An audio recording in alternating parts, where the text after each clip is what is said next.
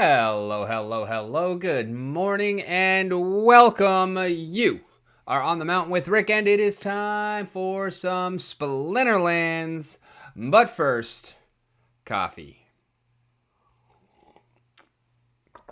Oh, yeah, that hit the spot. Alrighty, let's go ahead and print and prod some NF Dizzles. How y'all doing out there in the chat today? What is good? What is good? I see we already got Twitch chat working. We got YouTube chat working. Both already tested. I'm feeling on fire. Yeah. Nice and warm as well, which is good because it's freaking freezing in here, Mr. Bigglesworth. Got some realm going. About to go dive through our faucets. The boost from the global event has already expired and passed on.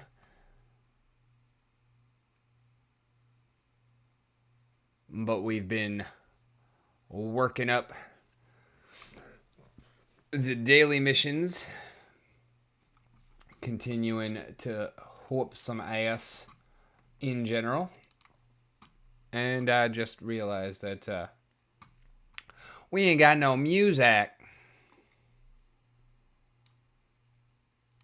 Let's fix that. There we go. Do do do do do do do do do do.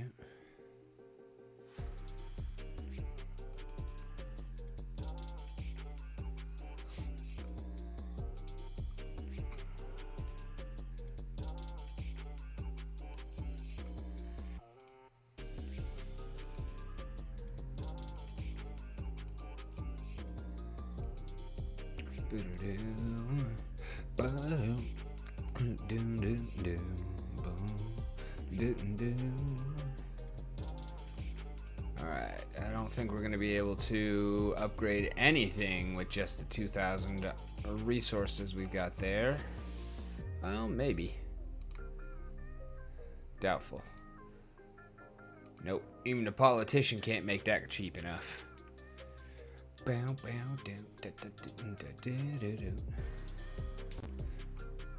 Alright, got a minute and a half left there.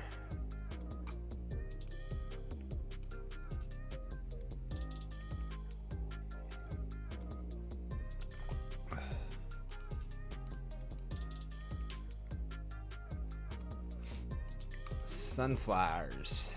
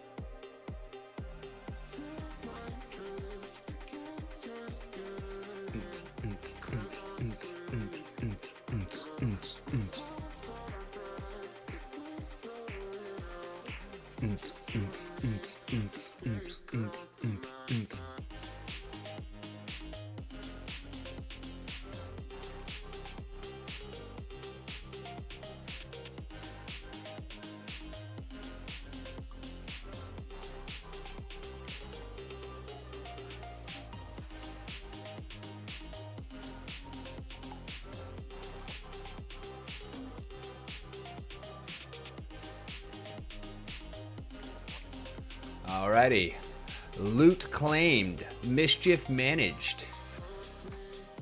I don't need to load Warsaken again. Thank you.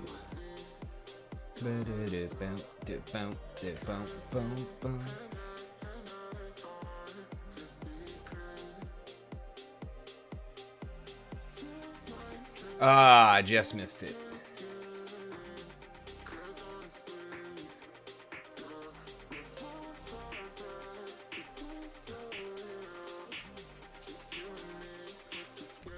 Seven minutes there.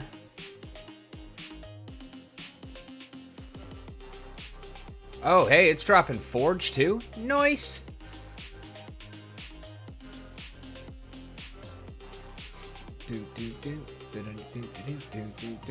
All right, after Waxiest Races, we'll try and go back to Layer 2 Labs. Maybe get some Forge as well.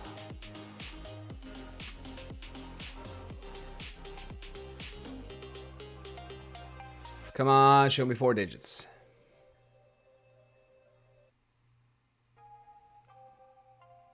Oh, wow. Hey, 1181. We like that. I dig it. I dig it indeed.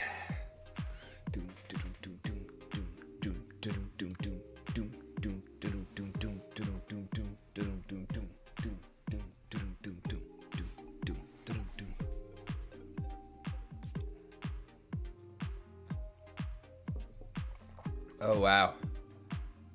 Oh, wow.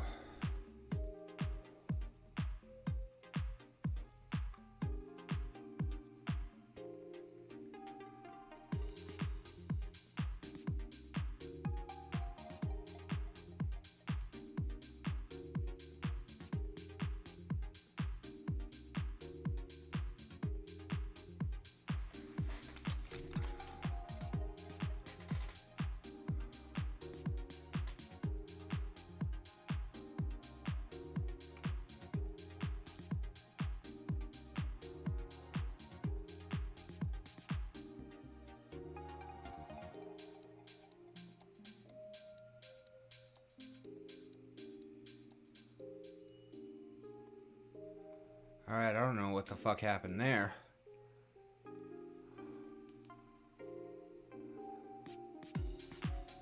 I was just all of a sudden beset by a hell of a headache.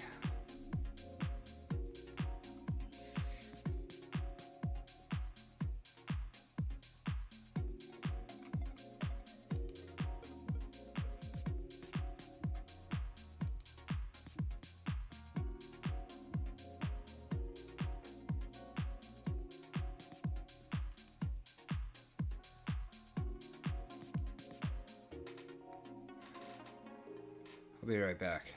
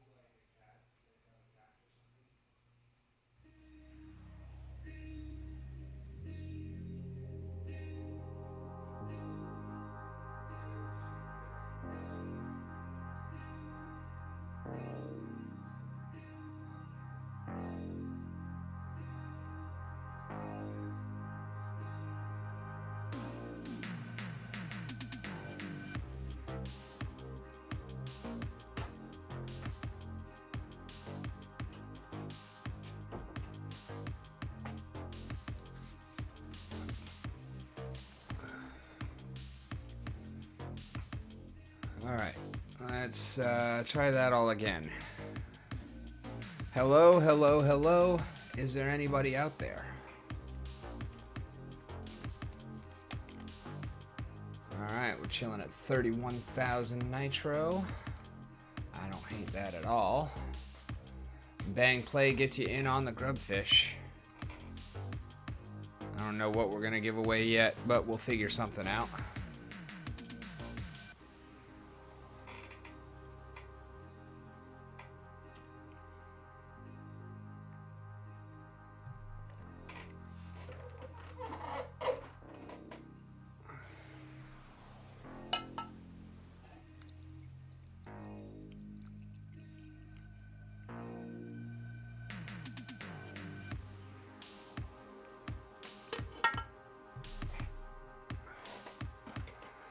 Yeah, we might end up having a short stream tonight. I don't know. We'll see how it feels, how it goes.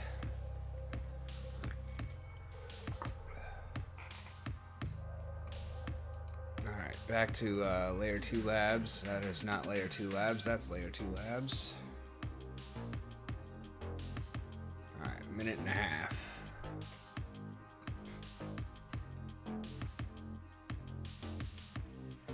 Meanwhile, we can go back to Takeo. Execution. 138. Well, that's pretty lackluster. On the mining network.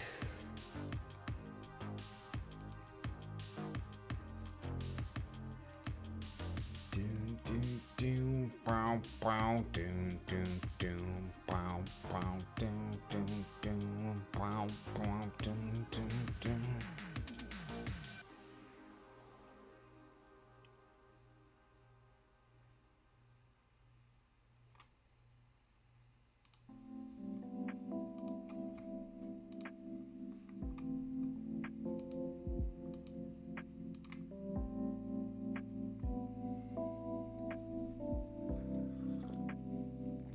Uh, 388. Alrighty. God, it's taken forever to get any BTK lately. People need to quit playing. Oh no. People need to unstake. That's it. Because even if they quit playing, that won't matter. It'll still have the same amount of hash. People need to unstake. So that my percentage can be higher. You know what I'm saying? Oh. ISMJ. Got it.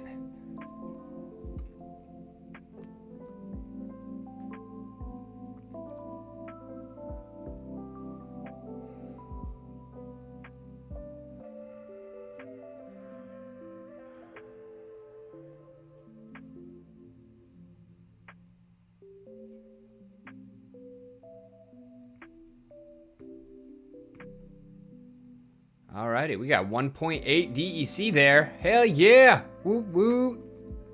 What was good? What?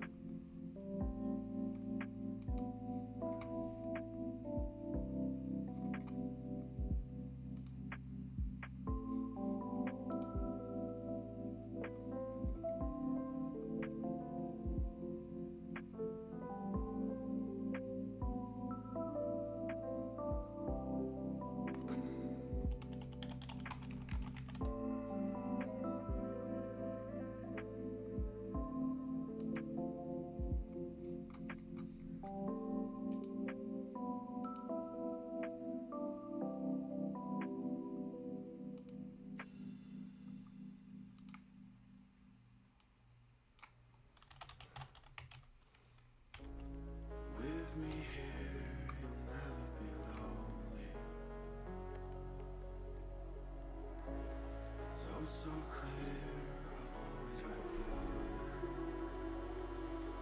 through a life that's upside down.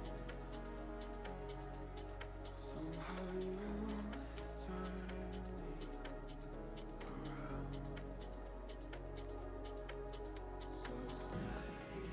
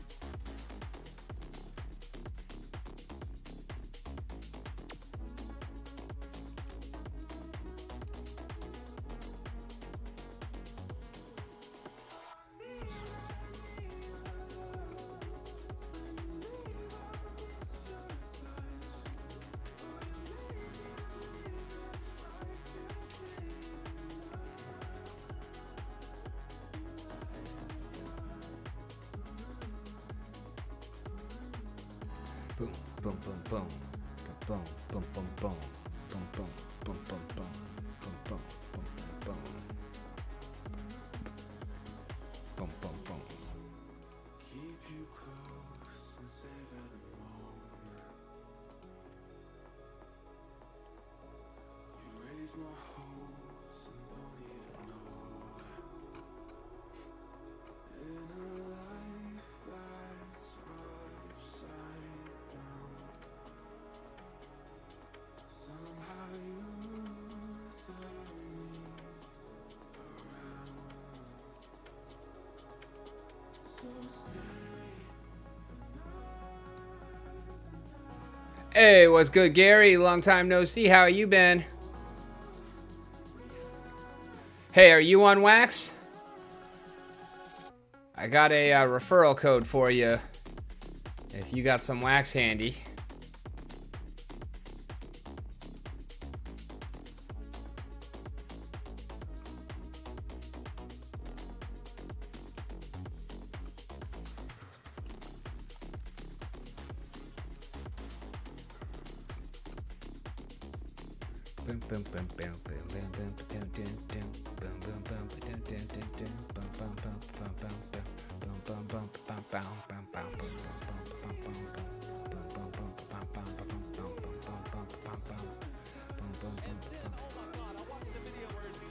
No, I did not tell you to frickin' close. I said mute. I'm pretty good, pretty good. Aside from these tabs being so bloody small that they close out on me when I'm just trying to mute.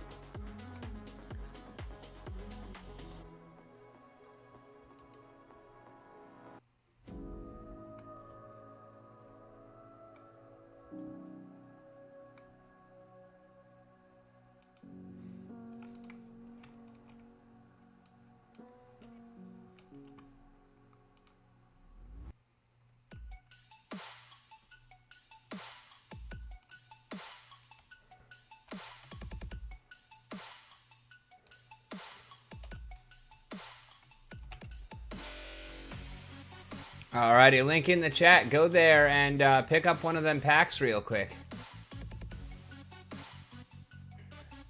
See if everything works.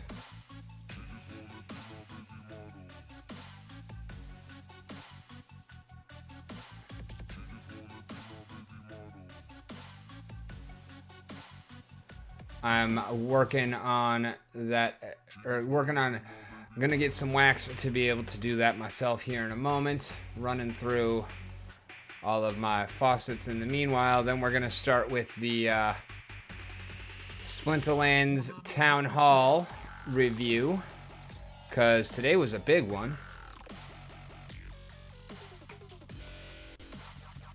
The new Soulbound reward cards are now on the test server, so we have the information on all of those. Subject to change, of course.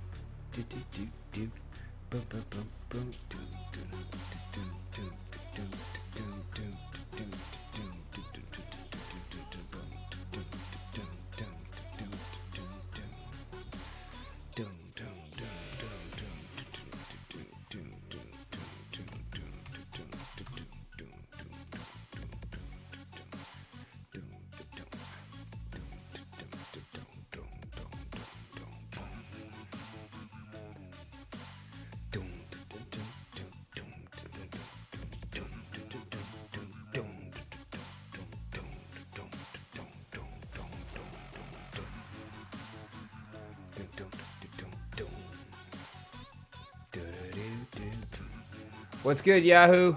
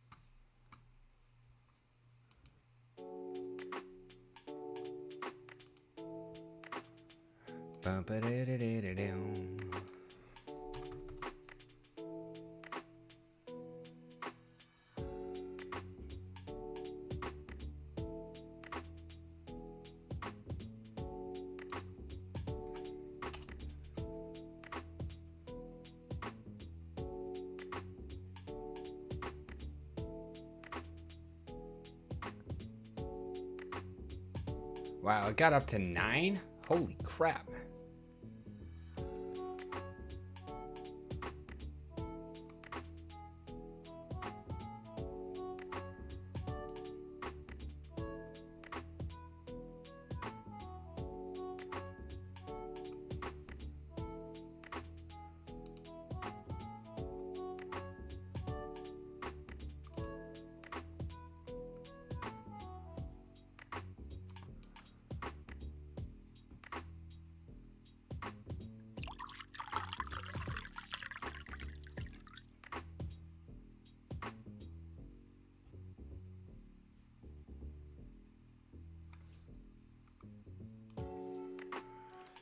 B star Niner Echo.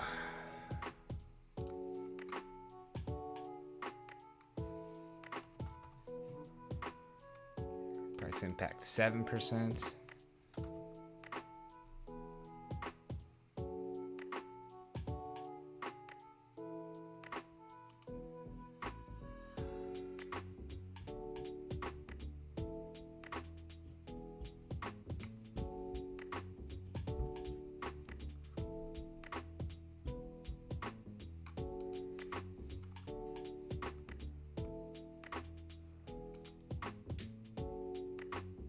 Oops.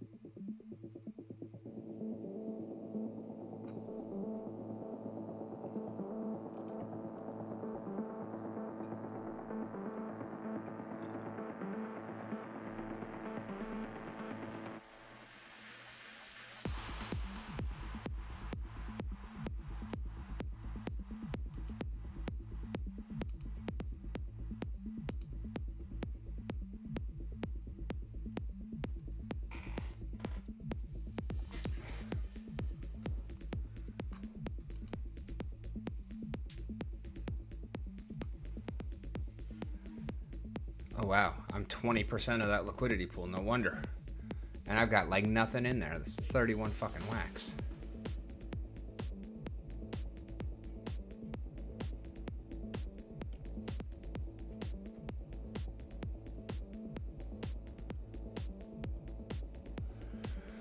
All right, well, fuck. That's not working out very well for me, but that's fucking fine.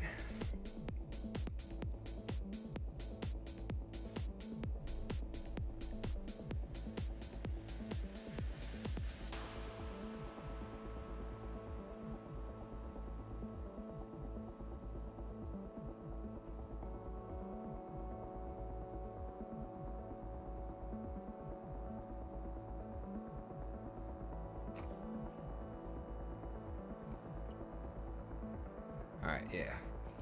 Let's kill Alcor.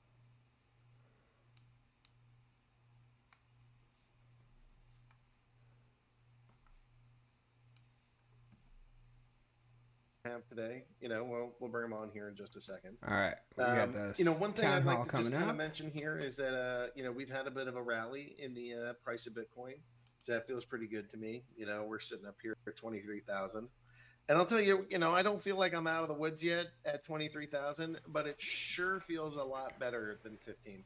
That's all I'm saying. So, here's hoping that we go from the 20s to the 30s and beyond.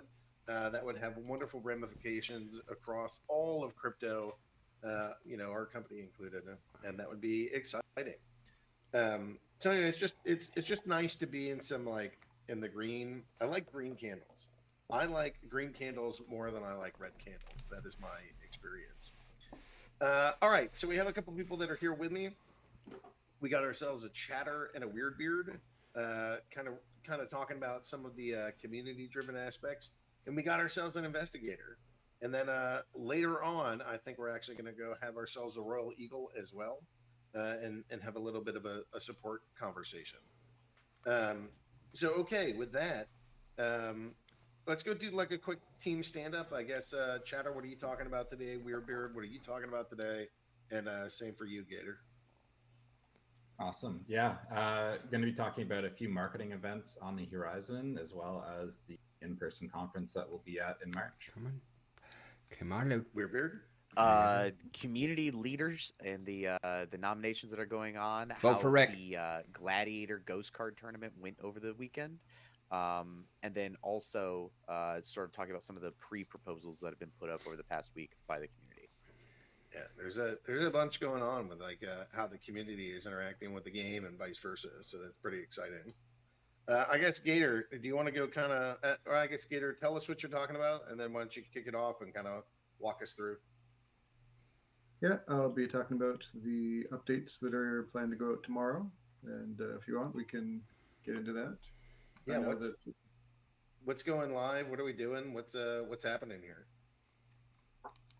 So Matt already posted, but we're going to be introducing a third rule set. So in gold and higher leagues, you'll be able to get up to 3 random rules in your matches. Along with that, we're also going to be adding 2 new rule sets. One is Wands Out. Yay, new rule sets.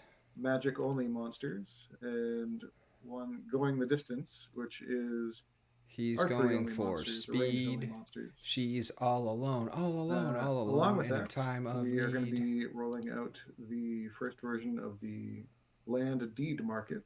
So for everybody that redeemed their plots and tracks and regions, if you want to buy or sell the claims, the deeds that you got from those, then you'll be able to do that.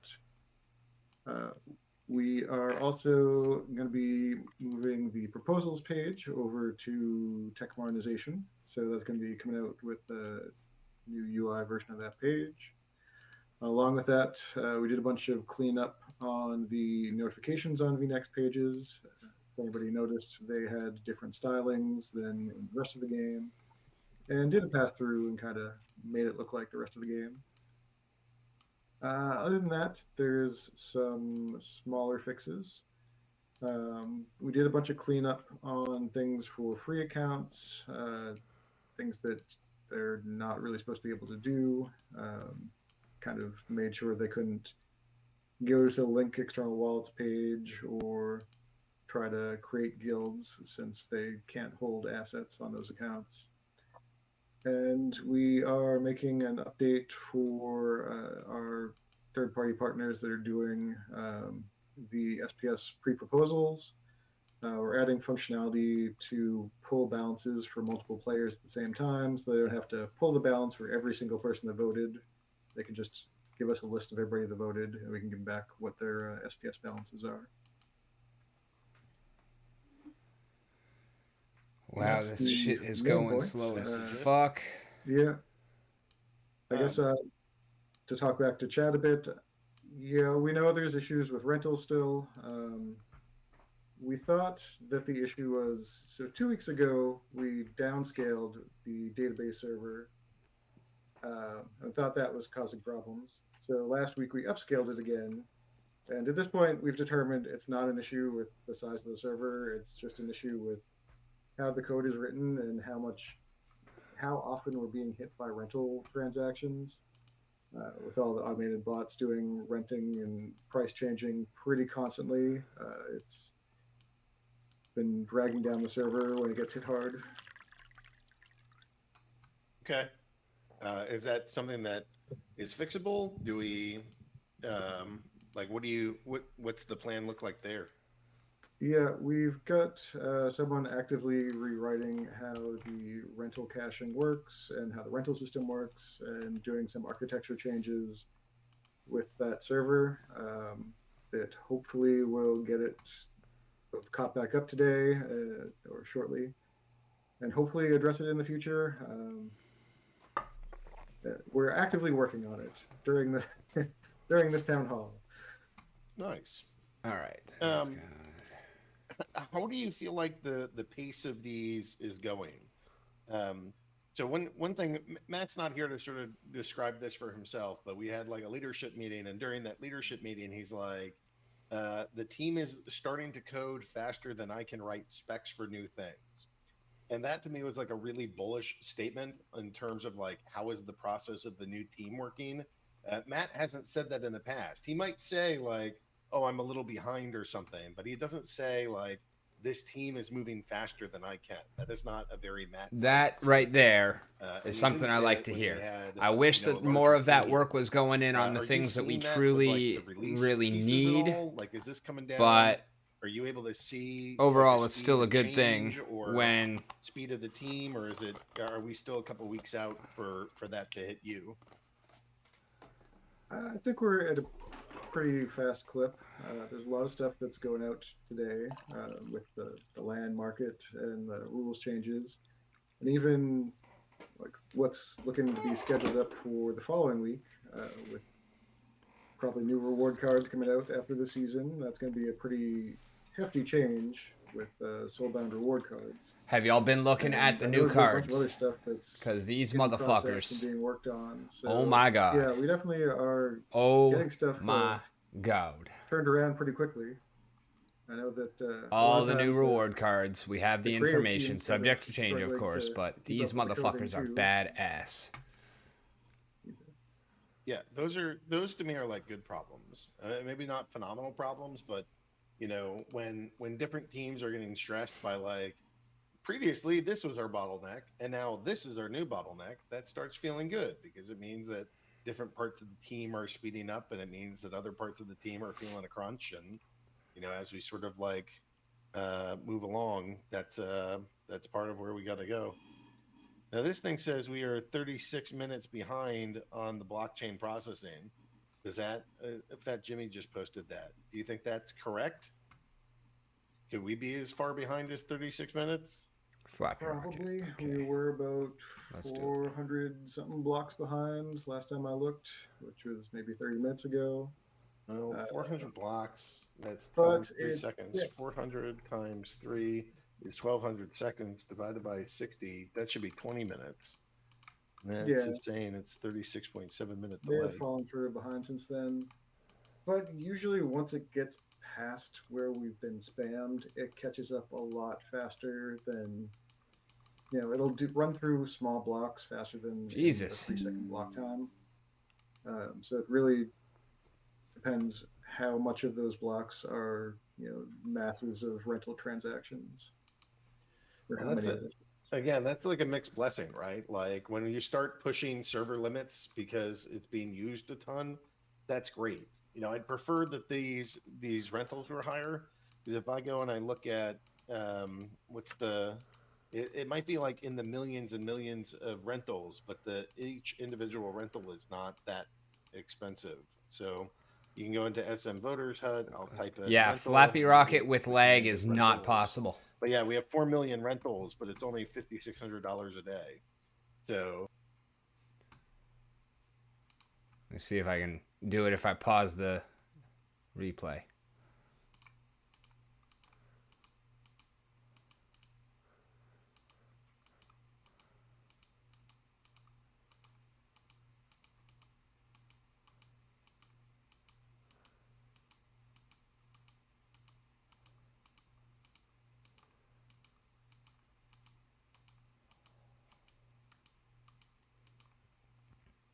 Yay.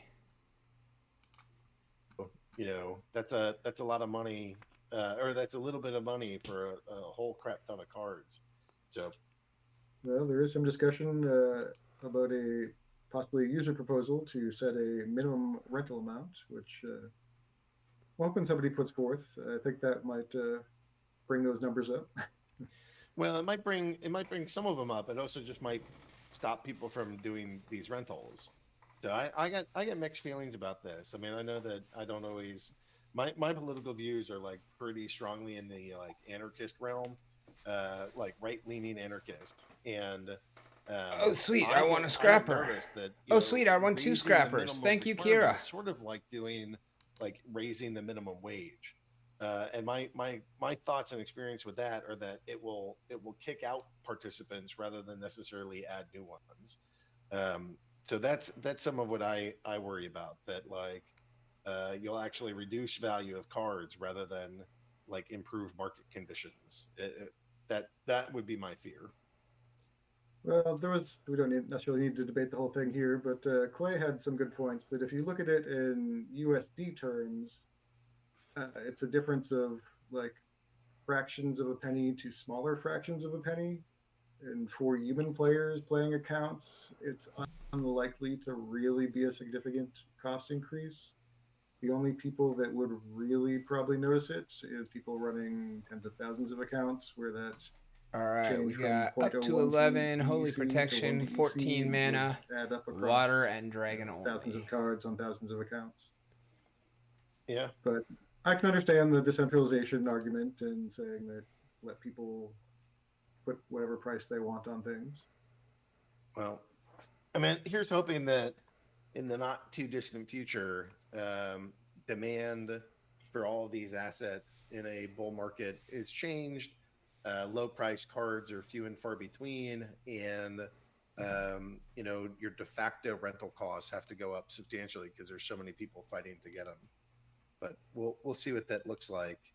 I don't know. Some people are calling for a much deeper bear market. Some people are calling for a much higher bull.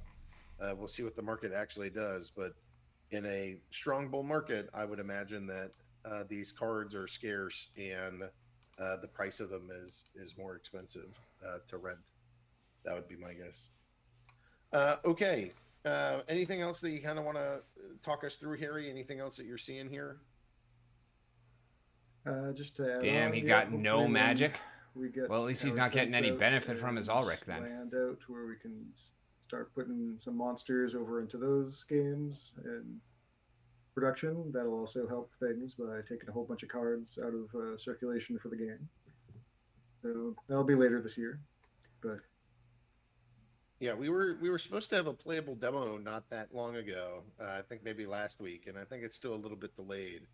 But maybe in February we should be able to go see like a playable version of Tower Defense, and then I don't know if in that playable version we'll All right, have we card got it. staking, but that's one of the things that we know we need to have in that game. Flawless So victory. excited to see what that'll look like. yeah, me too. I'm also looking forward to playing Tower Defense. Yeah, I'm like a big fan of Tower Defense. I've enjoyed those kind of games. I can't and, fucking wait for Tower Defense. I've taken a lot of like plane trips, and I like to sit on my plane and just like play Tower Defense for a couple hours. It's not the kind of thing I would do normally, but if I'm stuck on a plane for a while, it's like a perfectly good opportunity to sit there and veg out. That's what I've got for updates. So Rock on. All right, Harry. Thanks a ton. Thanks for kind of catching us up and getting us up to speed, and we'll go from there. Let's grab Weird Beard and Chatter and sort of do like a total marketing call here. And All right, 56 maybe mana, we'll Rise just- of the maybe we'll just do Commons. We Brawlhalla got to Fire, start. Earth, and we can Dragon. start there with Mr. Weird Beard. Hello. Hey, so Expecting what are you Camilla. doing? Why are you doing it? And how are the people reacting? Well, right now I'm doing a lot, but one of the big things that's eating up a lot of time is these community proposals. So we currently have, or we had 2 that went to actual DAO proposals. The Peak Monsters one and the SPS DAO one is currently up right now. That one's losing by about 15%. For the SPS DAO should stake an additional 28 million SPS for a total of 30 million SPS. But now we also have 4 other pre-proposals that are also up and available for people to check out. Such as the SPS governance proposal, bring DEC to peg using the team SPS funds, a DAO counter proposal. So now we have people making counter proposals to community proposals. So if they both pass, then you would we'll go vote Obsidian. for one and not the other.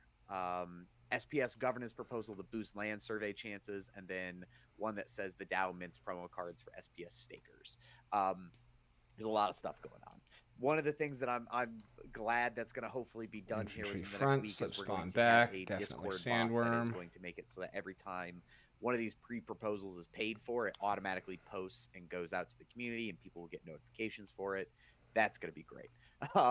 The other thing we're working on is trying to figure out how quickly we can get a team response to some of these, because there's a lot that are now involving not only like team funds, like the SPS or bringing DEC to peg using the SPS fund from the team, but also people just want to hear the team's opinion on, like, hey, does this make sense? Is this even doable? Anything along those lines. So we're sorting out the protocols of how to get the people that know what they're talking about to respond to that. Send it. So if you are interested, you can always go check those out. Those are on Peak B. Splex is Splex.gg is another good one that I also use. They have a nice little dashboard to be able to do all that stuff. But if people have conversations that they want to be holding, we do have ones currently up for let me pull the exact ones. We have the boost land survey chances and the bring DEC to peg using the team SPS fund. The other ones that are in pre-proposal will be going up today as their own individual threads. Go check them out. Of course, you got the Do you perfect wanna- aim with Do the you want to talk freaking about scatter these in more shot. detail, or do you want to do them later, or what do you? I how do you want to address these? Yeah, going that's a forward? fucking loss. Okay, so we want to do a DAO specific conversation on this. I feel like individual responses should be written out so we can post them for everybody to be able to have, right? When we go back and forth on them, people could take whatever they want from the conversations, and when it comes to voting and DAO stuff, I'd rather be All right, buttoned up and be to like, 11, man, Earthquake, here's the written 21 statement, mana. here's exactly what it is, no No confusion, water. everybody can tag it and reference it.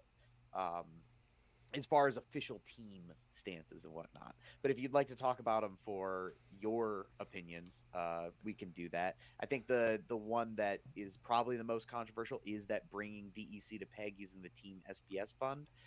That one is currently failing in the pre-proposal by about 42%. So that's something that from my understanding, talking with Chaos Commander, a lot of that is about spurring a conversation more than this is the only way to do it. Because I'm trying to reach out and talk to all the different people that want to bring these pre-proposals and work with them to make sure that, like, hey, if this needs to be vetted by the team first, let's ask questions so it doesn't go up and just get slaughtered. But the other big thing is that some people are wanting to do these understanding that they are going to get absolutely decimated like on their hive reputation and everything, but more that they want people to at least bring out the conversation, have everybody state their position, that if it goes down, it goes down. Which I respect. I'm not mad at that at all. The only thing that's going to get really confusing is these counter proposals, which give me an aneurysm thinking about because it's just gonna be one of those moments where people are gonna be building on top of each other, and that's part of the game of when we do these DAO proposals from the community. Um, it's going to be because it's more than anything interesting to see Set. people that may vote for something in the pre-proposal, but then when it comes down to the DAO proposal, then they won't vote for it. And that's kind of what we're seeing with the one that's currently in the actual proposal stage, where it's staked 28 million SPS that's for a why, total of she's 30 legendary. million, failing by I'm gonna about say, where the heck is my 15% Spirit right of the now. Forest on that But last if I match? remember correctly, it passed by about 20%. So it's like it's an interesting kind of change when the rubber meets the road. So DAO counter proposals sell land potions only in DEC and give these Wow, funds to with the the DAO miss. to add liquidity to the SPS, DEC, and DEC Hive liquidity pool. Yes. That one is currently failing.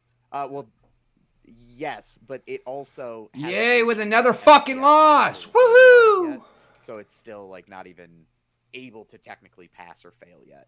You have to have 24.1 million SPS that's staked vote for or against for it to even be a technical pass or fail. All right, unprotected, reverse speed, 19 mana, no Governance earth, no proposal for dragon. DEC to peg using Team SPS fund. Yep, that's the one that's currently losing by about 42%. So it's 7.48 million SPS for and 23.2 million SPS against. This proposal seeks to increase the inflation of SPS by a small amount in order to start the DEC SPS flywheel sooner. Mhm. Yeah, I'm not. My brain doesn't say we should use SPS to do that. There's things that we should do to do that, but I'm not sure that adding SPS inflation is the way to do it, or activating SPS inflation. Next Yeah, up, we have Oh, sorry. I was gonna say, yeah. Next up, we have the boosting land survey chances by burning DEC or Deck B.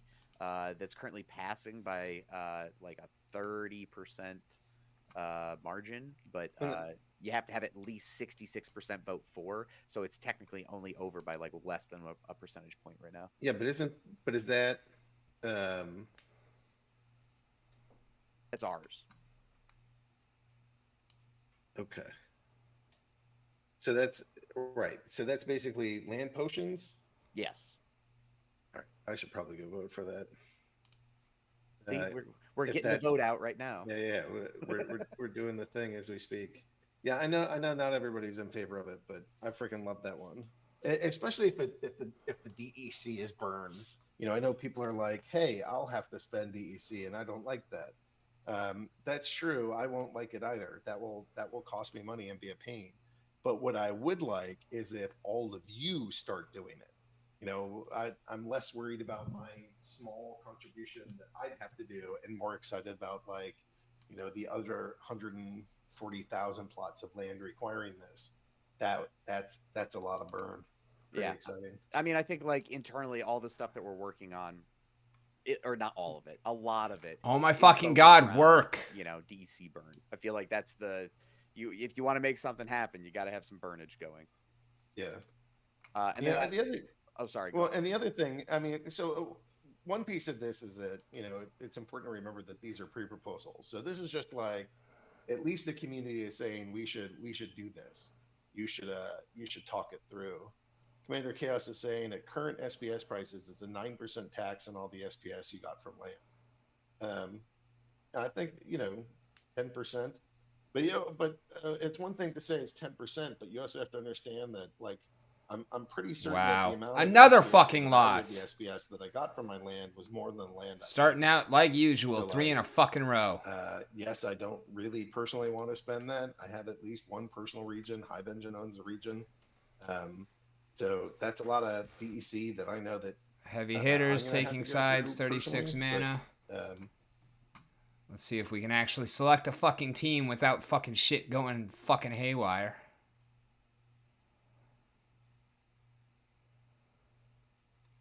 Alright, I don't know what our opponent's playing.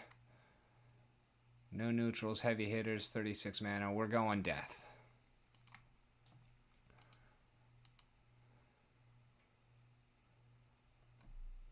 Dallin with Harklaw and Revealer.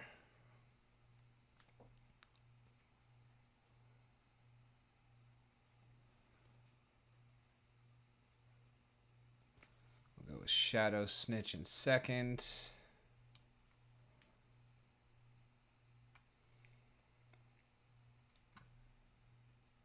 Actually, no. We'll go with Corrupted Pegasus in second.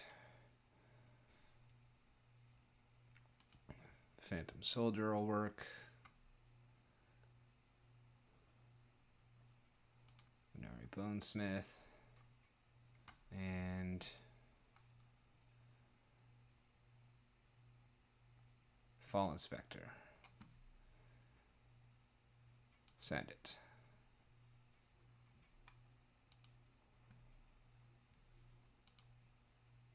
man, just burning it all. That sounds beautiful. That sounds beautiful. And then the last one is the SPS Dow Mints promo card for SPS stakers. It's provides rewards to people who have staked into or staking their SPS, and that one is currently passing 90% to 10%. So I'd say that it's pretty heavily favored by the community for the most part. Yeah, I don't know that we would do this in addition.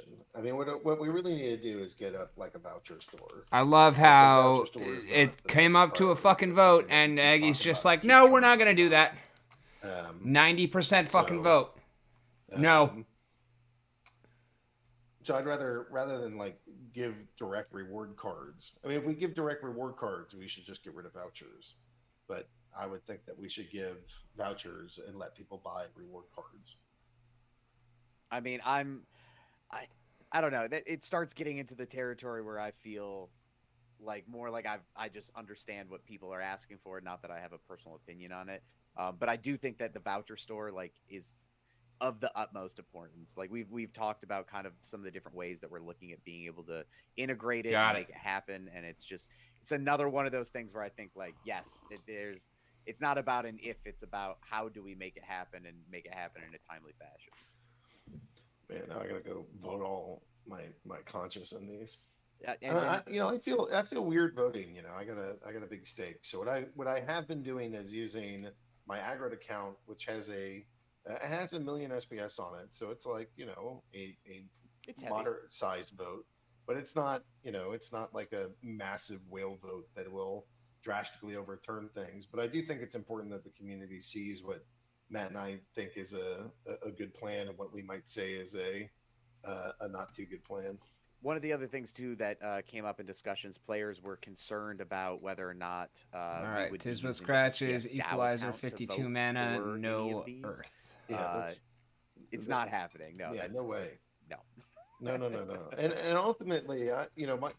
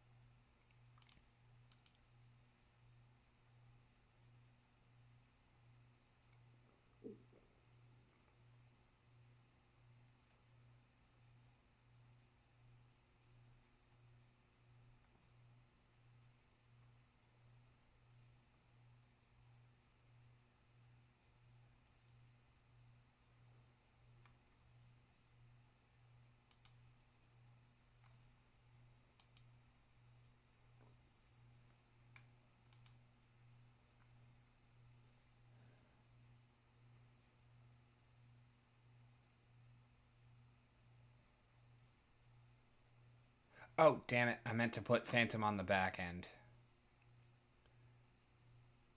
He doesn't have any sneak anyway, so it didn't actually matter.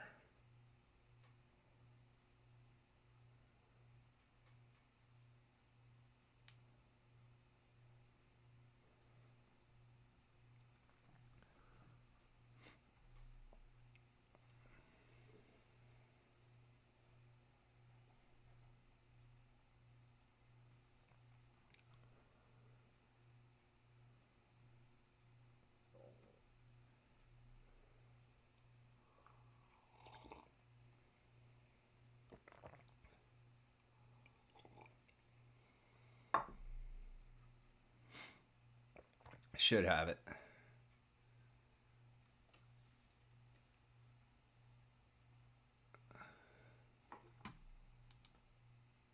I don't. I'm not even planning on using the Splinterlands account to vote for anything. Like unless somebody was like, we should fork off of Splinterlands, or we should murder aggro. Like there shouldn't be any voting from the Splinterlands account. So Yeah. there might be some emergency circumstance where we would do that, but I don't really see a Who's here? Sound off in the chat.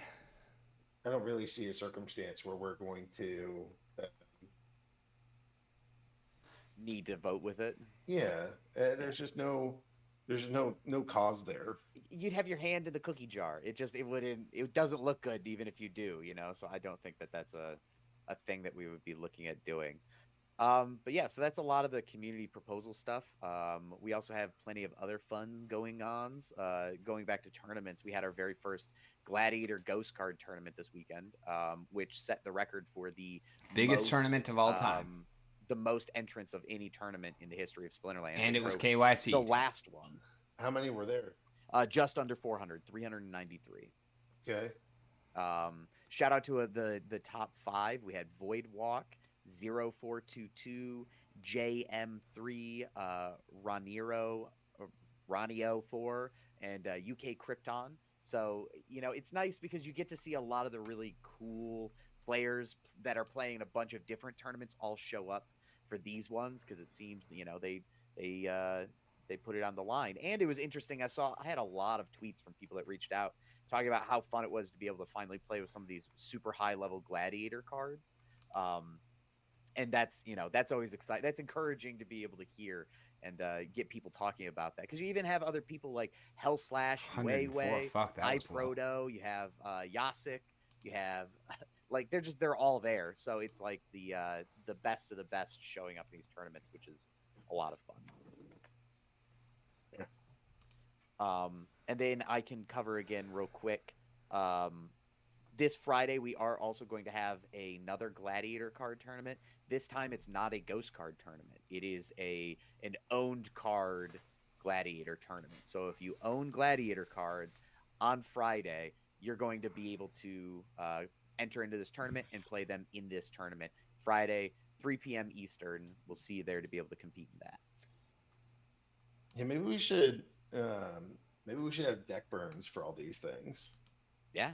I mean, like I've been wanting to put vouchers even for some of the higher level tournaments. Like, instead of having it be 5 SPS to get in, we should be using vouchers to be able to get into those tournaments. And doing a deck burn for them as well is going to be exciting, I think, because again, with the future of CP, changing in this game, and we use CP as an integral part of how we calculate getting people into tournaments and everything like that, it gives a lot of opportunity to go, okay, so what do we want to do now? How do we change it? Yeah. Well, and also, if you're going to have SPS requirements, you may not actually want to be burning your SPS. You should be trying to keep and gather as much SPS as you can. But we should be trying to get rid of DEC, like get that stuff out of circulation.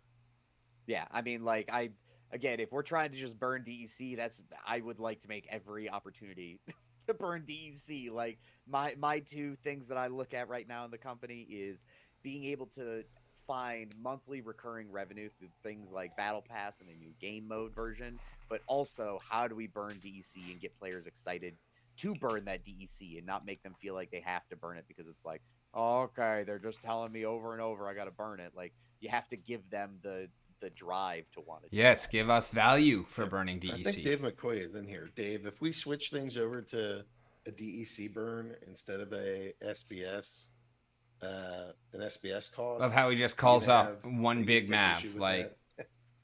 I just don't want to face an your angry opinion Dave is more McCoy. valuable than anybody else's, Dave. He gets so spicy. He gets so spicy. But ultimately, I think this is really in the best interest of the company. I mean, again, people have different primary objectives, right? And our goal is we want to build community, economy, and gameplay. So we're always working on those three.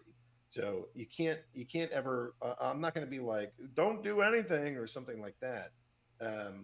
You know, I'm not like a one dimensional human. I just think that one of the best things that we could do is really focus on the economy right now. And the only thing that I really feel the need to do is burn DEC. Just burn it. Like whatever we can do to burn this stuff, that's what we ought to do. Because if we do that and we get this flywheel going, I mean, any kind of conversation that we're having, Land. If SBS gets up to like $1 or more, nobody's going to be talking about anything other than like private islands and stuff like that. No, so we just got to we got to make the smart choices as a community of like, here are some funds rather than collecting them or burning the SBS. We really ought to be like, if that's a way to go take DEC out of circulation every week, that would be ideal. Yeah, and I think again, like the same way that we use the phrase frictionless crypto, right? We talk about frictionless crypto in the way that to approach new players, get them to come in, they don't even know that they're making a wallet. The burning DEC stuff has been frictionless burning, right? Like it needs to be ingrained into the game and given a mechanic so that it's not just put on top, right? Like this isn't something that we can just set on and be like, here you go, everybody do it, because there are like voucher sinks right now that aren't necessarily being flooded. We need to. Well, this to is awesome that motivate people everybody's and in get here, excited about but not only burning how do I DEC, not but see then any of people who these don't names in the understand chat? why they should want to be like, oh yeah, it makes sense. Like if I'm looking at obtaining extra battle pass levels and I just have to burn this DEC to do it. Sure, cool.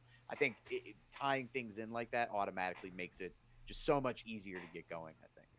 What the heck? I mean, we still have a bunch of DEC overhang that we gotta And like. of course, you're clear out of this restarting, system. so But we don't when we do, it's fucking gonna see any be- of the old chat. It's going to be freaking glorious. Yes. I mean, it has been nice to watch like some of these token prices doing somewhat better in the. What the fuck is going as on we go here? here, we've seen Hive going up. So Hive is like a base trading pair with these. So when Hive goes up, it's going to drag DEC and SBS higher. SBS is off of its most recent lows at like literally 2 cents up to basically 0.028, so 2.8 cents. Yeah, I So don't that's see not- that's like a anybody in the 40% fucking improvement chat off of where at we all. were, which I know it's So still how do low I have and all of lower these than I names want in it my to be, grub but fish? that's, it's better than it was. But once if that flywheel goes, Okay, then now I it's see the you, exciting FU2. stuff. Earn DEC to earn SBS. sounds What like the a fuck? win-win. Yeah, I mean it's again. I think This is just stupid. marrying the two. As long as we make it work, then we'll be fine. One of the other things that I want to be. I'm able guessing to that the talk chat about bar is, on the fucking shit hasn't been working we made either, an right? announcement Like last week, I've been talking about it on the town hall. this over here. For a while here. You where we haven't had seen community that fucking going nominations on come in a for while. community leaders. I'll drop the link to the nomination link one more time. You can nominate up to 5 people, and really, what this Like, group of what people the- is I am doing so is fucking just making confused. it the same way that we would have the team sort of respond and be able to go, "Hey, Yo, we when think that when this that is cool, we happens, think it's y'all, not." hop up in It the would just make it Discord easier so and that we could always fucking have people let me that know would, something's be wrong. able to Cause come out and just help organize and help us. yeah, I guess it would understand, also like, help if I was in you my know, own Chaos fucking voice Commander has chat. been really great about being in there and talking about his proposals. Some other people put up. Anywho, fuck the listening to that shit. Now that I actually got some people in here, let's go ahead and run this grubfish. Sorry about that, y'all. Seriously, I've been watching the chat and nothing happening. What's good, Techie?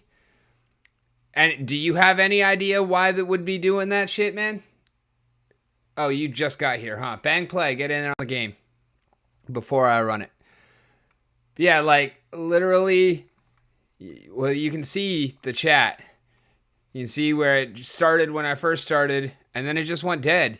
And like this whole time, like before Yahoo even joined in on the Bang Play, like, I've got the chat window up on my screen, and it's the same chat window that you see on the stream. And like from Yahoo, King Koi, Bit, Prime Rogue, Outwars, BBT, FU2, Gimme Free Shit, Arnie Boy, Daemons. I didn't see any of these people come into chat. I saw Yahoo come into chat, but I didn't even see him Bang Play. Like, you can see on the chat itself, we got Gary, and then Nightbot, Yahoo Haymaster, Nightbot, and then like everything got skipped until FU2. And I just don't understand it. Like, my entire fucking chat was dead, but apparently everybody came in and I was getting, hits on the Bang Play, and we're good to go. We're going to run it now. But I'm so fucking confused.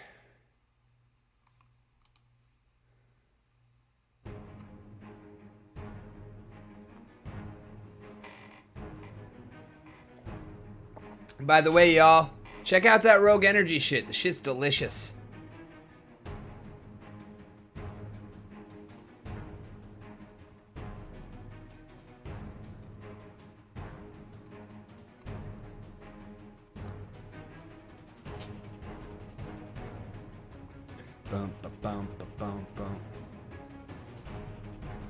That's what it is. It's the restream chat.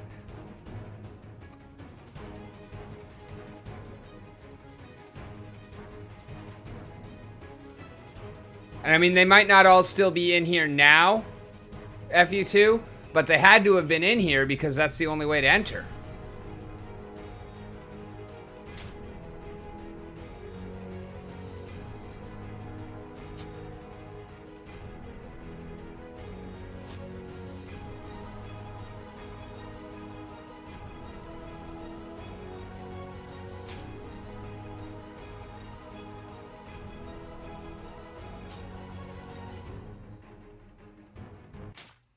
Alrighty, Damon, congratulations. Go ahead and drop that name in the chat.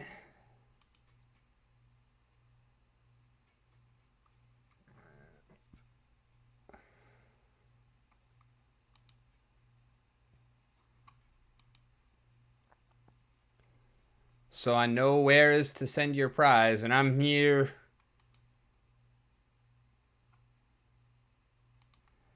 in the regular chat to make sure that it actually fucking comes up.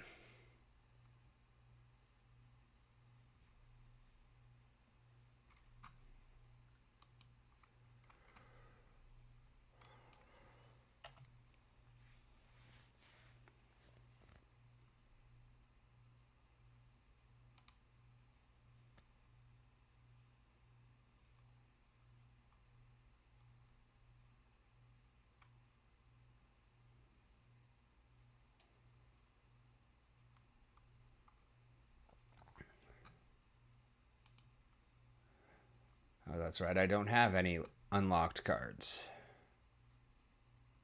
because I locked them all earlier. I did today.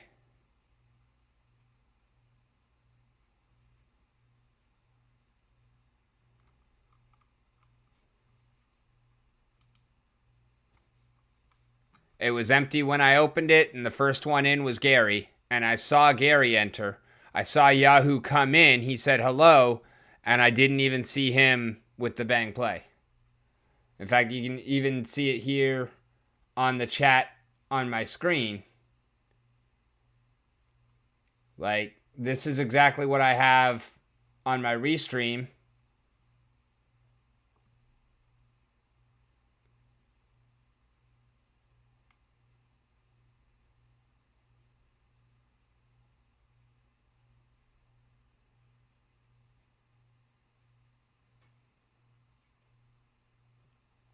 So strange.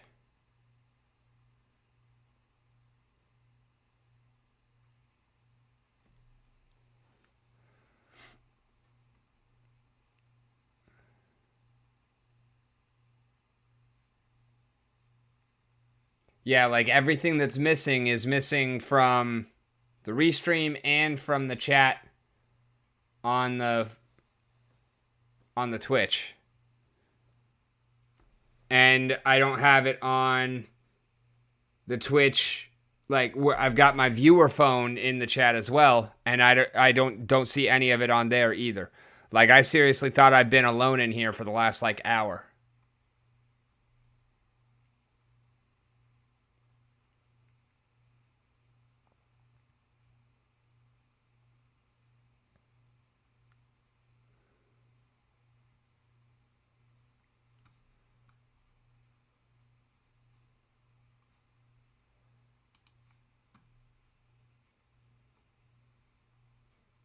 Yeah, some of them are not FU2. I know how that goes. Like, most people...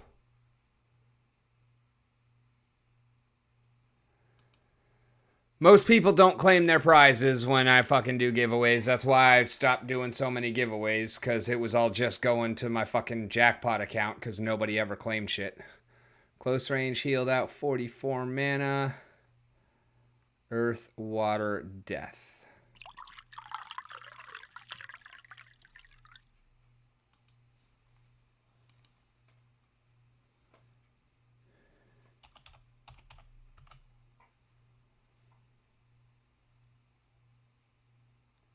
I can do it too.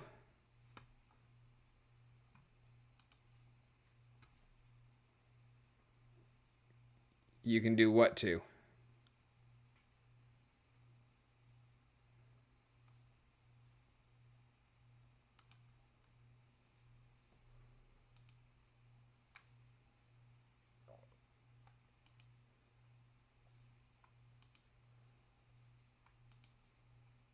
Oh, buy a spin for the jackpot. Gotcha.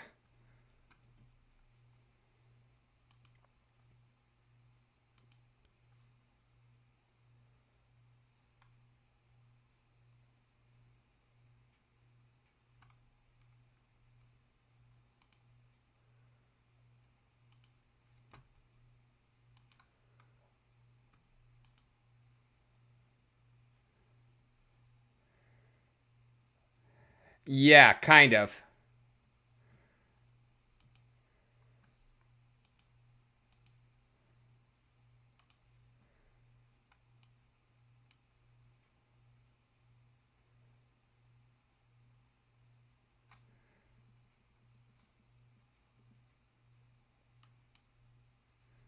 Yeah, we'll give that a shot. Yeah. Basically, I've got a bunch of cards from Holozor. Pretty much more of a scholarship than a rental, yeah.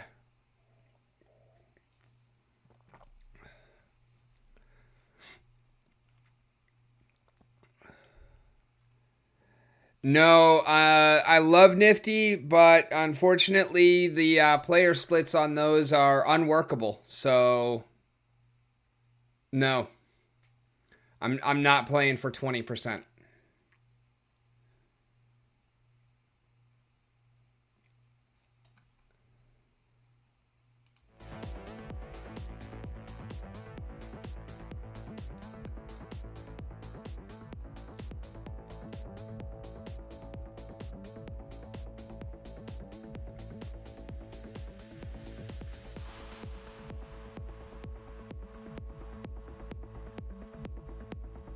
Damn, with the taking out my freaking... Oh, fuck, everything. God damn, we're just getting fucking destroyed here.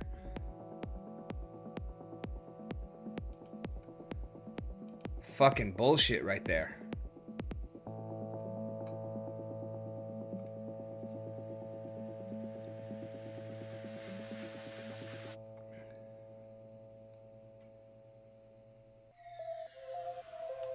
I mean, yeah, I got kind of spoiled by having the flagship deck from Nifty and having the fucking 90% player split with all of the most amazing shit and whatnot, but honestly, I like Wild better anyways. Always have. But with that being said, let's go ahead and get into the new shit. Have y'all seen all of these yet?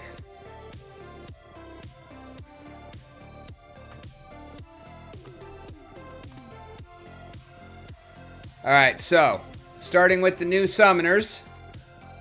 All the Soulbound summoner. This is all 43 of the new Soulbound reward cards. So we have stats on them. They are all subject to change during playtesting and whatnot, but we at least have the information on them. So, Fire, the Lamator. Eternan Brune is going to be -2 armor. So basically Rust plus Conscript. Pembroke Nymph is going to be +1 health, so basically Strengthen plus Conscript. She is water. Lob Lowland is Earth, -1 speed, basically slow plus Conscript. Franz Roughmane, probably my favorite name out of them, +1 armor plus Conscript, is life. Octavia Shadowmeld, -1 melee plus Conscript, that's death, and probably my favorite art out of them. And then Helios Matriarch is the dragon, +1 speed and Conscript. They're all 6 mana, they're all rares. Conscript allows you to use 1 additional Gladiator card. So there is a Conscript rule set coming, which allows you to use a Gladiator card in Ranked. There is the Conscript Summoner ability, which allows you to use an additional Gladiator card in Ranked. And then those can also apply in Guild Brawls. So, if you were to play either Franz Roughmane or Eternan Brune in a Brawl match where Conscript is the rule set, and you were to run either Jared Scar or Grum, then you could technically have 4 Bloodlust creatures on one team. So, shit's about to get fucking crazy. Just throwing that out there. But let's go ahead and break these down splinter by splinter, because I see some crazy shit in here. I see some crazy synergies coming up, and hopefully y'all can actually see with me being zoomed in like this and some of this shit being a little bit blurry. But for our commons in Fire, we have Feroc Defender and Firecaller. Feroc Defender is 8 mana, melee. At max level, his stats are 3 melee, 3 speed, 5 armor, 8 health, with Protect, Repair, and Shatter. This dude is going to be a fucking beast, because with that Protect, he's actually going to be 7 armor and self-repairing. Plus the Shatter, he's going to be awesome for the front line. Firecaller is a 5 mana ranged unit, 4 damage, 4 speed, 4 health, no armor, who has Martyr, and also has Ferocity and Snare. Another one that's going to be a fucking badass. Martyr is basically reverse Bloodlust. Martyr means when I die, I buff the person to my left and the person to my right with a Bloodlust stack. Pyrewatch Devil is our rare. 3 mana ranged. Max level stats, 3 damage, 4 speed, 3 health. Lifesteal, Dispel, and Oppress. Another one that I feel is going to be amazing because Dispel is getting buffed, Oppress is getting buffed, and then the Lifesteal is just going to go crazy with 3 damage. For 3 mana, this guy is going to be a fucking monster at max level. Especially if you get him next to a fucking Firecaller. And then we have Idri Fry is our epic.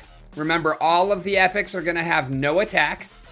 because one of the legendaries for each splinter is going to have weapons training, which is what this one is, and they're designed to work together. And oh my god, are these two going to work together well. So, Idri Fry will be a frontliner because 6 mana, 5 speed, 5 armor, 13 health, motherfucker got taunt, motherfucker got magic reflect, motherfucker got return fire, motherfucker got phase.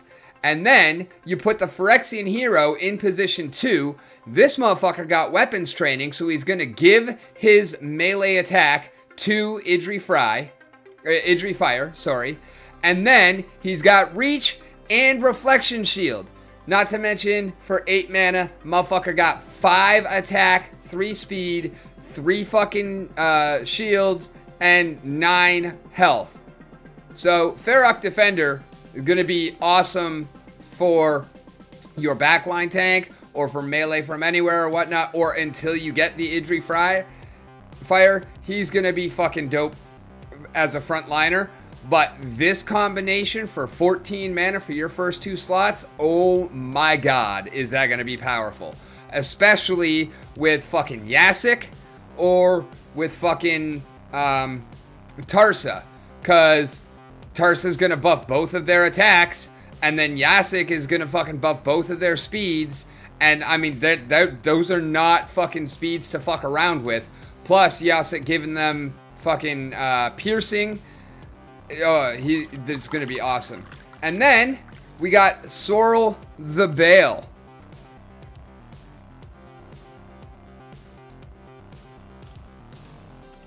Is our other legendary for fire. And this motherfucker for 9 mana gets 3 magic attack with 2 speed and 5 health. He's got blind, he's got rust, and the motherfucker has double strike. So, under Yasik, in a fucking blast match, this dude is gonna be crazy good. Like, I am excited about all 6 of these cards. All 6 of them motherfuckers. And Fire now has a taunt in Modern.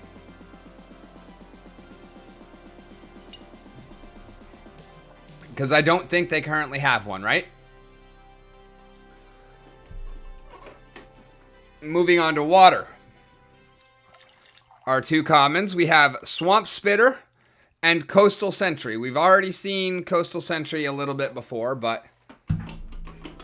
oh, I'm sure some will get nerfed, but I'm still excited about them. Like, the shit looks good.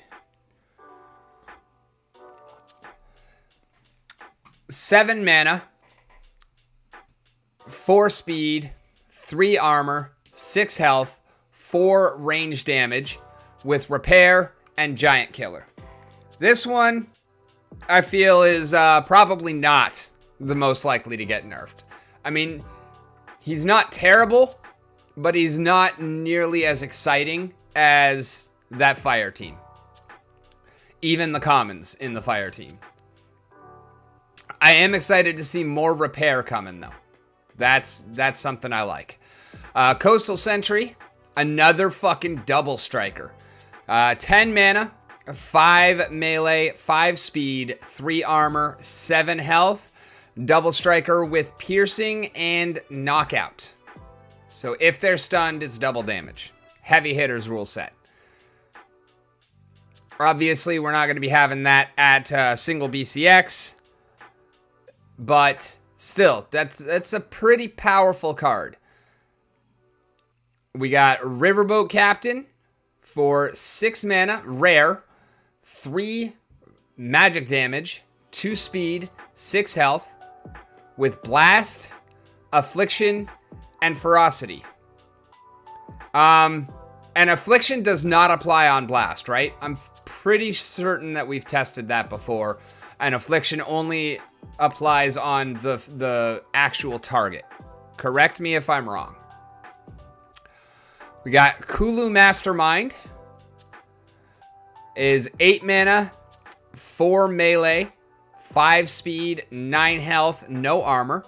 But he's got weapons training, shield, oppress, and enrage. The enrage is probably going to be not irrelevant at that max level.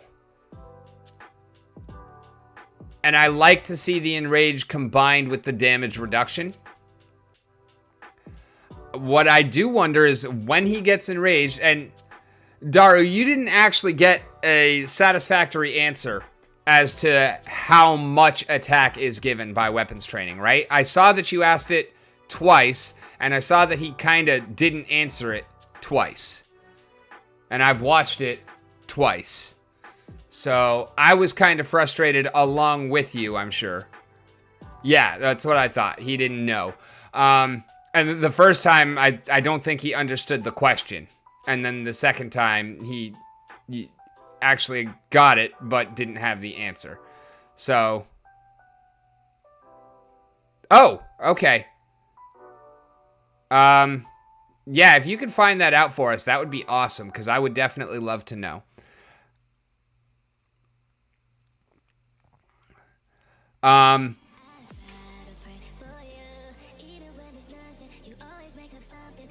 Okay, cool. Because, yeah, that's going to really, I feel like, make a difference in how good he is. If the enrage actually gets...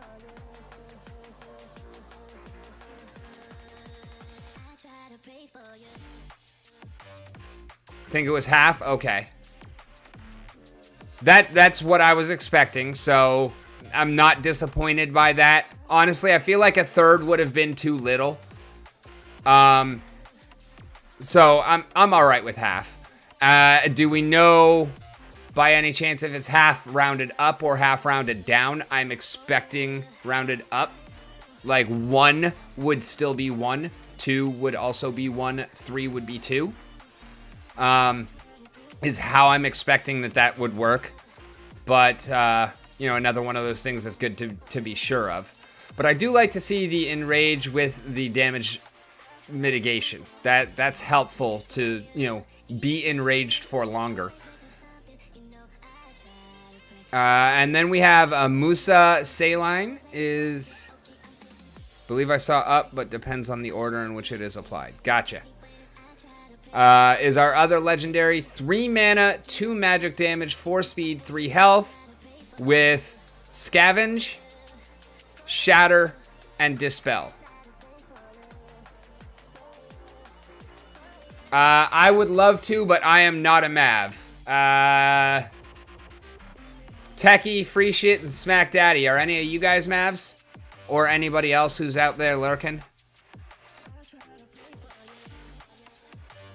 Y'all know I love my magic and shatter combo.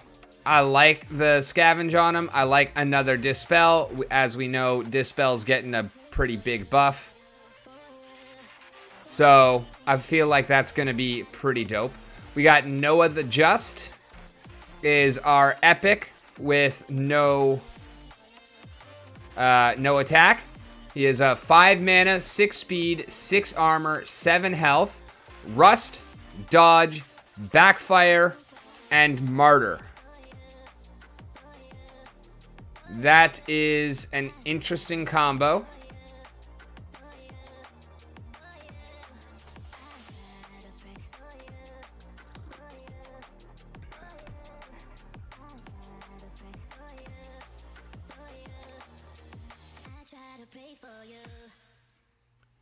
So you would really want to run these two under Billy because of the fact that it's melee to give him the reach and trample combo.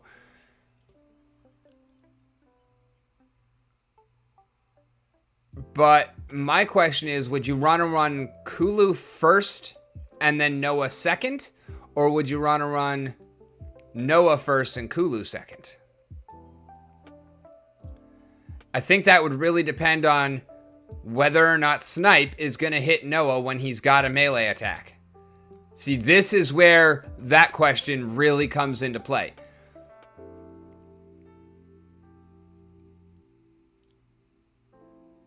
But I really do like that team up a lot. Either way.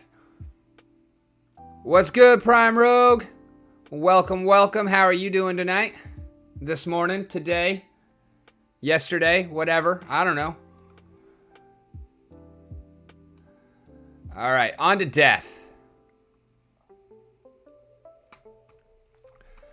All right, our commons. We got Possessed Puppet. 7 mana, 4 melee, 6 speed, 5 health, no armor. Another double striker. Another double striker with cripple, which, as a Dallin owner, I'm not sure how I feel about that. But, I mean, it's all right. Another dispel. I do like that, especially if you happen to get the kill on the first attack, then dispel the second monster. Pretty solid, although this is really limited usefulness because with no damage mitigation, no armor, and low health, you're not going to be using him as your frontline tank in pretty much any situation. He doesn't even have dodge or phase or anything like that, so that 6 speed is nice. I guess you could run him in a no magic scenario, but Prime Rogue, that's entirely up to you and how much you want to play. When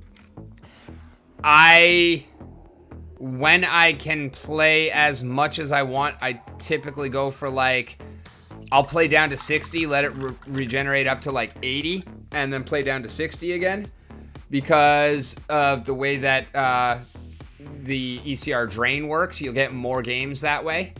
But some people would rather stay higher. Some people would rather stay a little bit lower. It really depends on how many games per day you want to play. Yeah, you definitely don't want to go under 50%, except like there is also a strategy that says, you know, towards the end of the season, burn it all the way down to 0.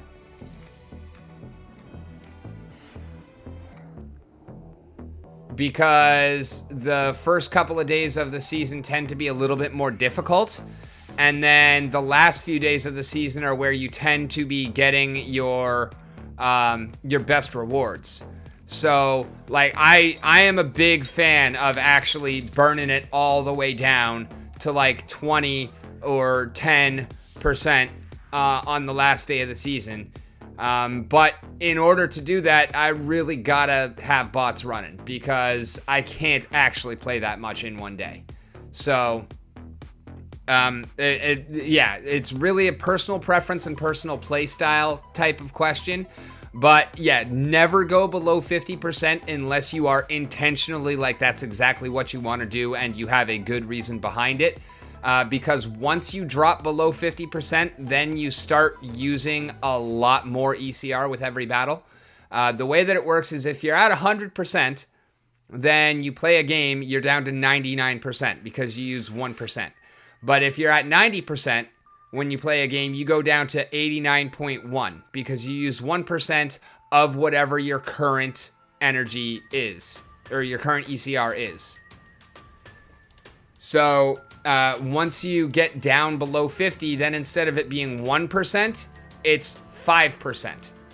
So you start burning through the shit a lot fucking faster. And unless you are intentionally doing that for a reason, you never want to do it by accident.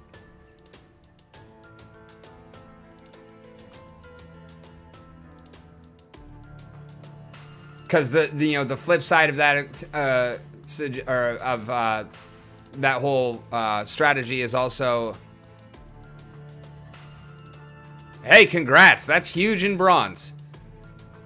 Like, that is huge in bronze. That's actually a fucking, like, that's a low gold level chest, but that's a huge bronze chest. Speaking of chests,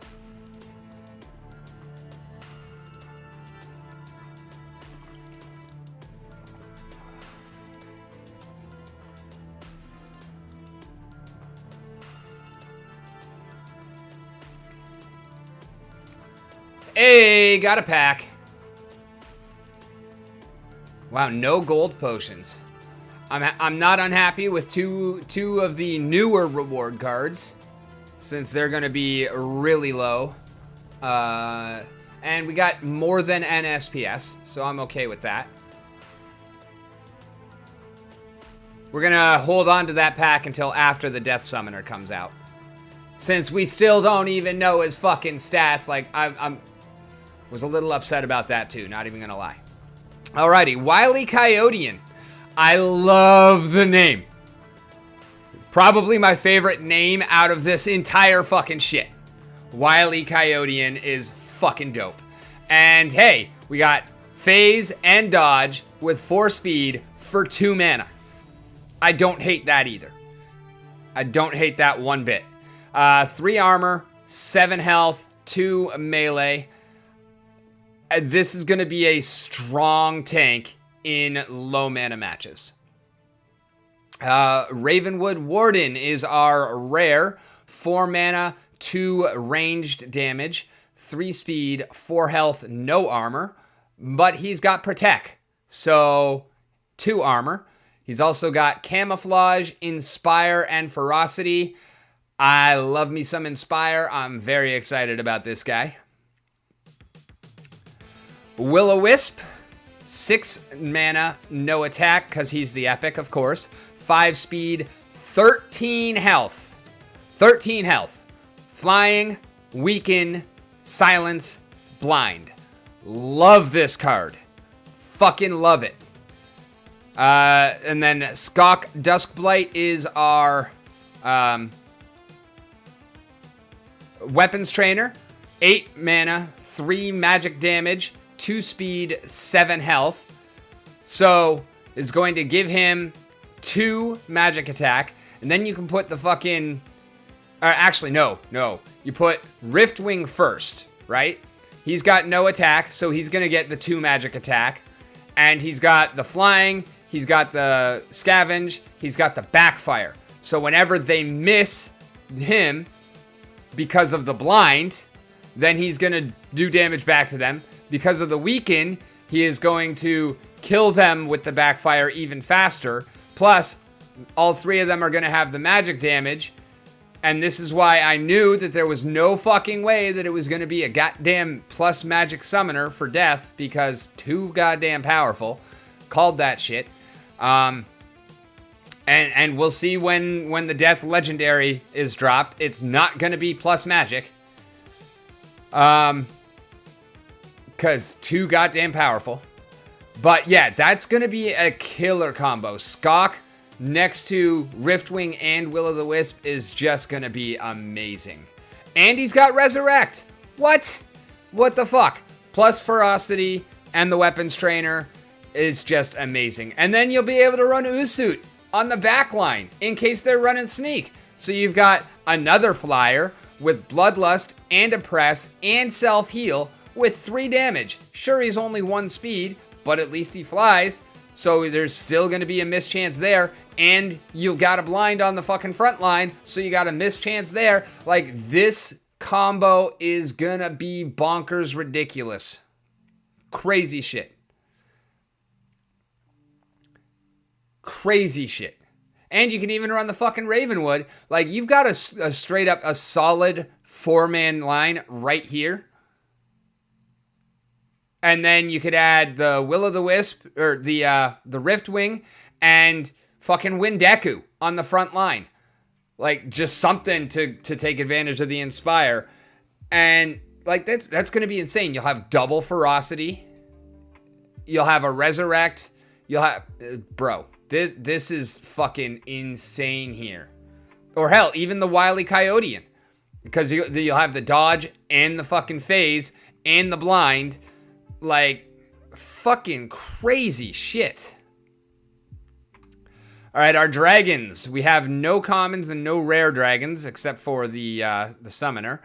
So we had our epic is Krakar Zok, because that is an X, I believe. 1 mana, 1 speed, 5 health, no armor, no attack. Scavenge, Triage, Camouflage, Silence. It's a pretty solid card. I like this a lot. And then we have Derek's Snake Eye. 10 mana, 1 ranged, 2 speed, 8 armor, 7 health, weapons trainer, void armor, oppress, true strike. I don't see these two working together as well. But, I mean, it's not out of the question either. Or is that a 4? That is a 4, isn't it? Okay, no, that's 4 range damage. So he's much better than I was thinking. Never mind. He's still too slow. But, I mean, that's a lot of armor. Especially with the void armor. It's a good amount of health. You don't mind him being on your back row. And then you got the Krakarzok in front.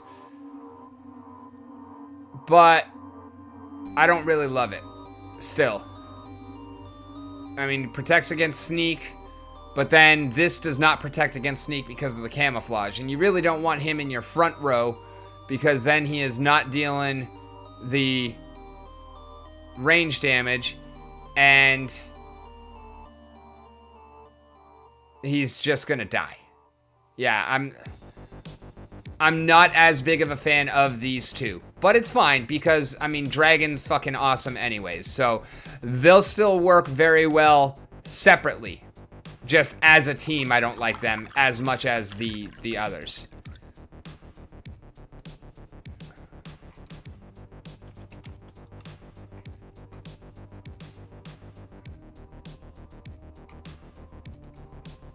All right, for our neutrals. We got Gobson Bomber and Dumaki Orc for our commons. 7 mana, 3 ranged, 5 speed, 5 health, no armor. With recharge, camouflage, piercing, and ferocity. I actually don't hate him at max level. I do hate him at level 1. Like, he's probably going to be 1 range damage with like 3 speed. And the recharge, he's going to be terrible in bronze, probably in silver also. Once he gets the piercing, then I can actually see him being playable. And once you add the ferocity, then he might actually be good. But I don't think he's going to be good until diamond level, and I don't think he's going to be playable until gold.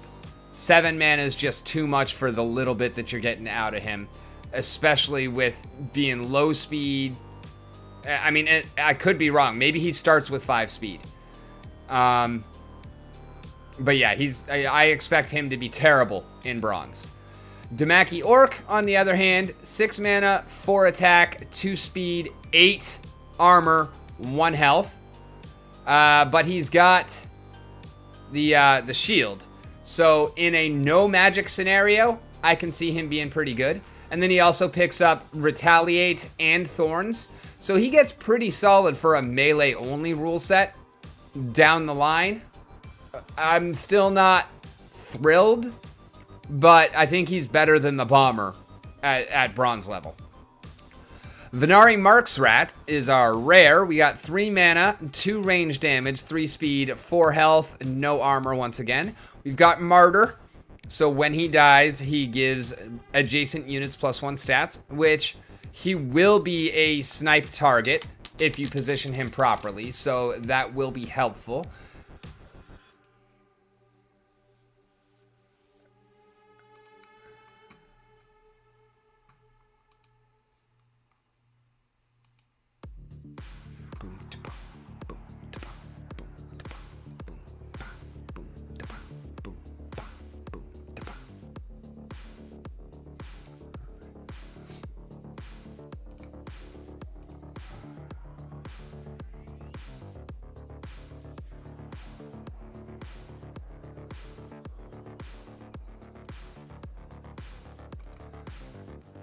He's got the Martyr, he's got Snare, and he's got Shatter.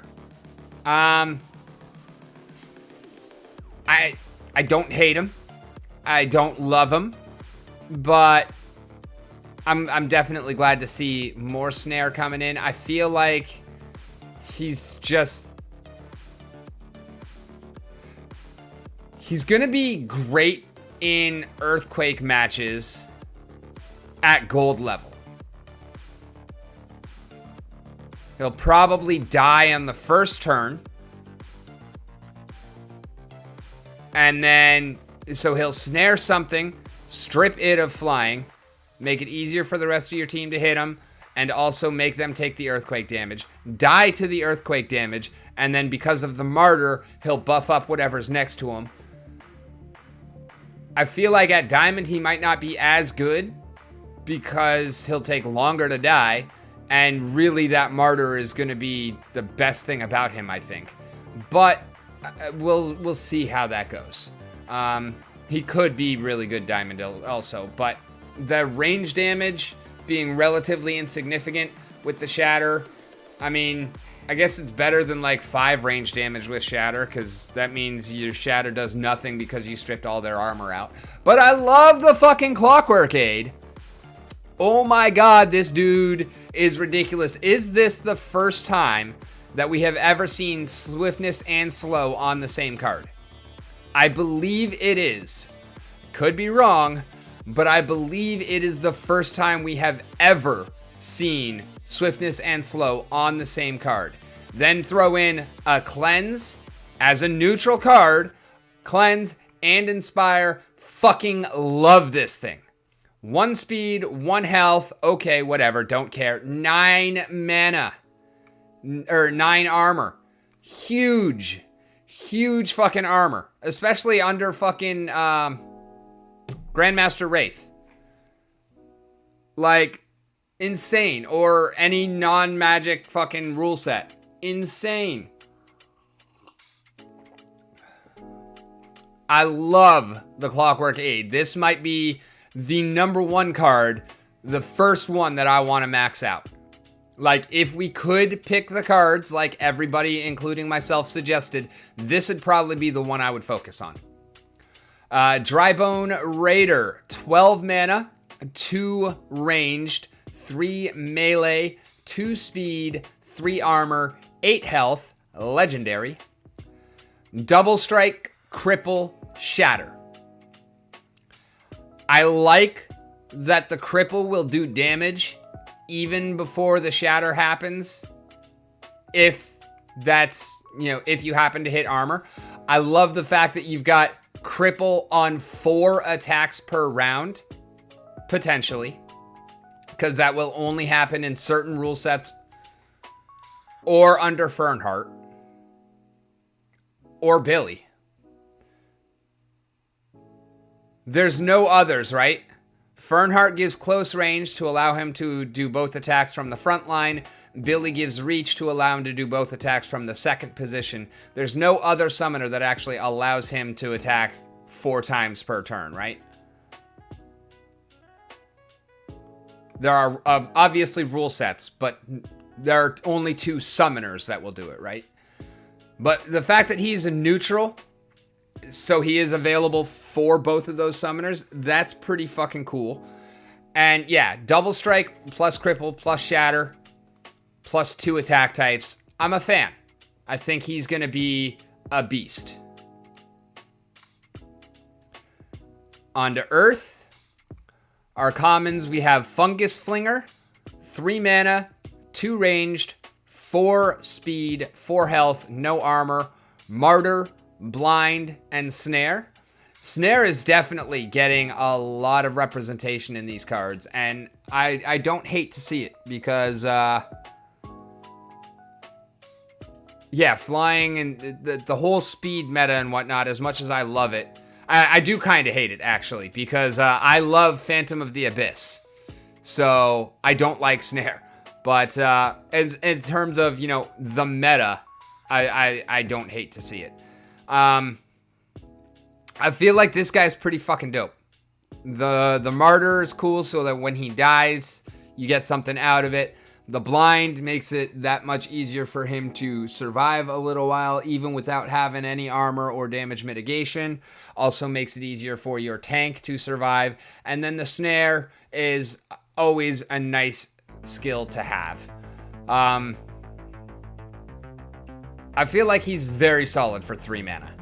Tenacious Grunt, 6 mana, 4 melee, 3 speed, 12 HP, no armor, with Void and Return Fire.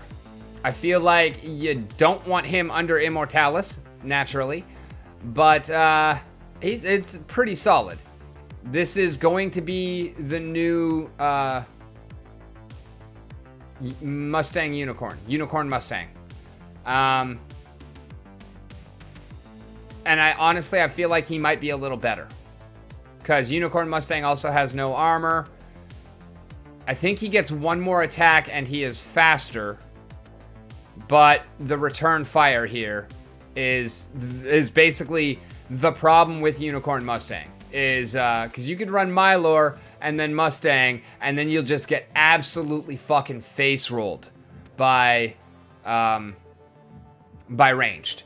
So I like Tenacious Grunt. I feel like he is, and a good time to replace him in Modern, because he is about to rotate out. So I feel like he slots nicely into that niche, and he's a little bit cheaper as well.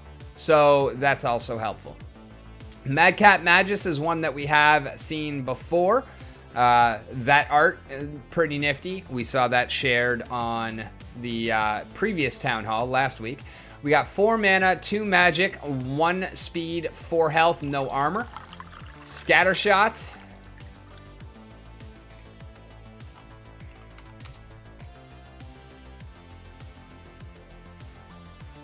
Scattershot, Lifesteal, Affliction, and Dispel. I feel like the Scattershot Dispel is an interesting combination. The Affliction being on there as well is not terrible. And the fact that you can run him under Obsidian, get that 3rd damage, which then allows you to life drain 2 per turn, is also not irrelevant, especially at only 4 mana. So I kind of like this guy. We'll see how he actually plays out. Ava the Undaunted, our first legendary. 8 mana, 4 range, 2 speed, 2 armor, 6 health. Weapons Trainer. Shatter, Knockout, and Oppress. So he's actually got 2 double damage abilities. I would rather see Piercing instead of Shatter with those 2 double damage attacks. But I don't hate it. I like it. I would just like it better if it was Piercing instead of Shatter. Tenacious Hulk. We got another Taunt. 11 mana, 6 damage, 1 speed, 7 armor, 11 health. He's got Taunt. He's got Shield. He's got Demoralize. So reverse speed melee only. This dude's going to be a fucking knockout. Hell, even reverse speed, no magic. And honestly, reverse speed in general. And you could also run him. He loves Immortalis. He loves Immortalis. Yeah, this dude's gonna be enormous. Thane New Song, however, would be my favorite of the green cards. 4 mana, 2 speed, 9 health. Inspire, Strengthen, Swiftness, Tank Heal. Absolutely fucking bonkers. Especially Tenacious Hulk, Thane New Song, Ava the Undaunted. Like, that's a killer lineup right there. And you can put in the Madcap Magus, or and the Fungus Flinger. Like, yeah, it's nuts. Like, that's a great 6-man lineup, or 5-man lineup under Immortalis. Like, yeah, that's nuts. The green is fucking crazy good. Crazy fucking good. White, we got Thane. Yeah, like, I don't see a place where he doesn't fit other than either no melee or reverse speed. And even no melee, like these other three are still good enough that you probably still don't mind running him. Even if the Inspire is wasted, it's still not bad. You don't want him in reverse speed because swiftness is bad. But, and even if it's fucking no healing, like the other three are still good enough. I feel like there are very few situations where you don't want to run him. And he's 4 mana, so he even fits in Little League. So the only time where you can't run him is if it has to have melee or magic or ranged. Any of those 3 rule sets you can't play him, and Rise of the Commons. So there's 4 times where you can't play him. But other than that, like 4 times you can't and 1 time you won't. Other than that, he's as much of a mainstay as Queen Mycelia, I think. Life, we got Imperial Knight. First common, 7 mana, 4 melee, 3 speed, 7 armor, 9 health, void armor, divine shield, magic reflect. I like it.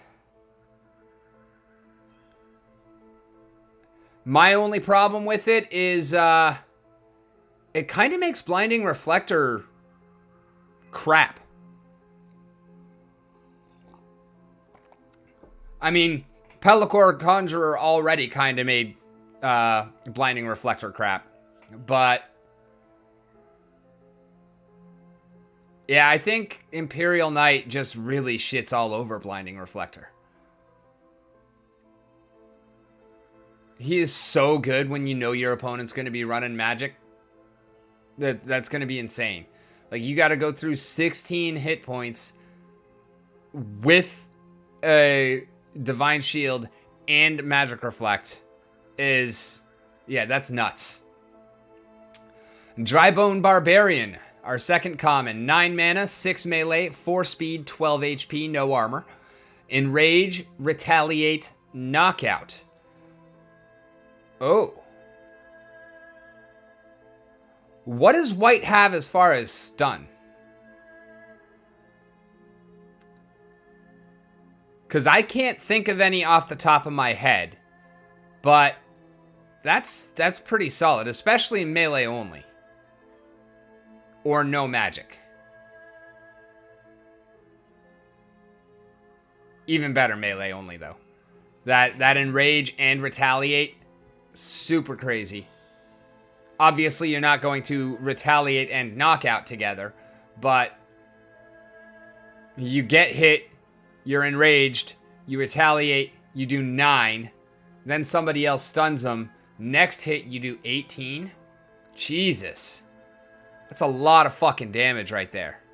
It's a lot of fucking damage right there.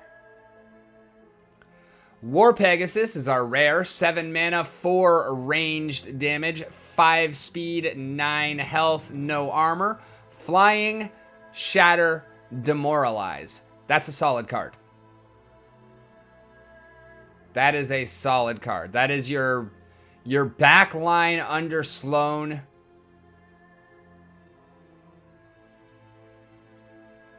Protects you nicely against sneak.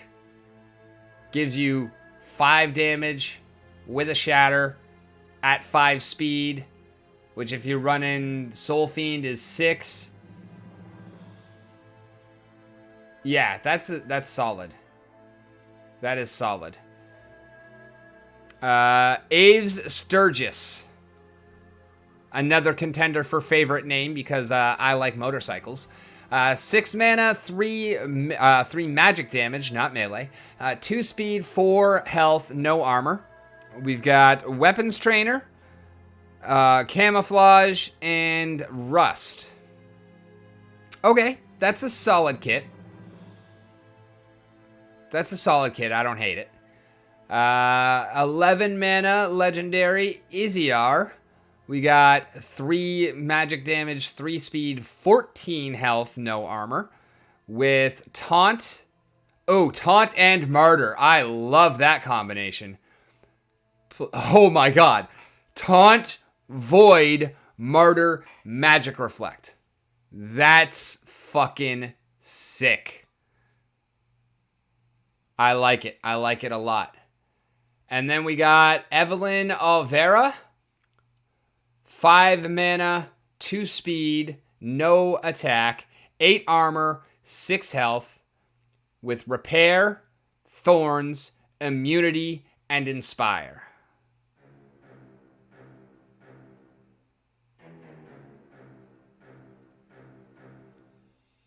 That's a strong card. That's a strong card. Especially with 2 magic damage from Aves. That's a strong card.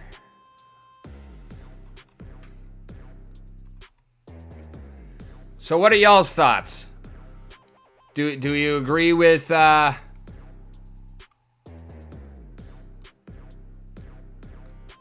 my summation of it? What's your favorite card here? Honestly, my favorite cards are the ones without the attacks. Like all of the epics I fucking love.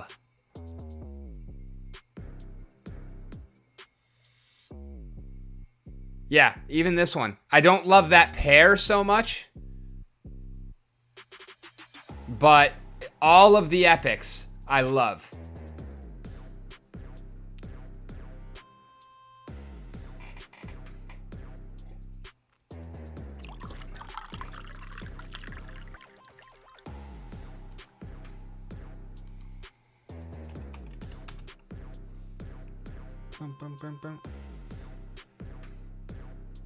Motherfucking Tenacious Giant. Yeah, he's a fucking beast too. I agree, too many of them. Yes.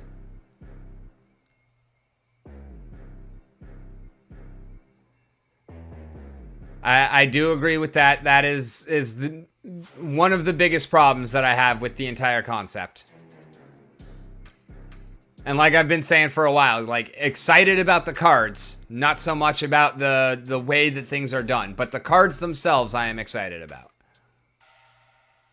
Although, yeah, way too much fucking snare here.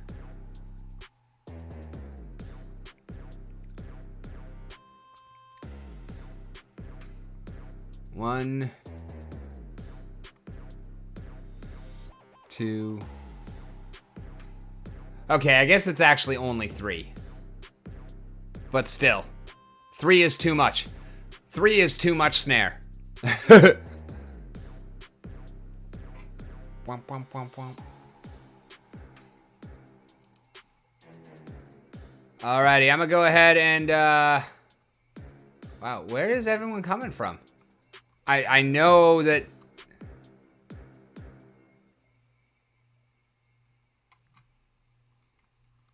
Because chat has actually been working this time, so...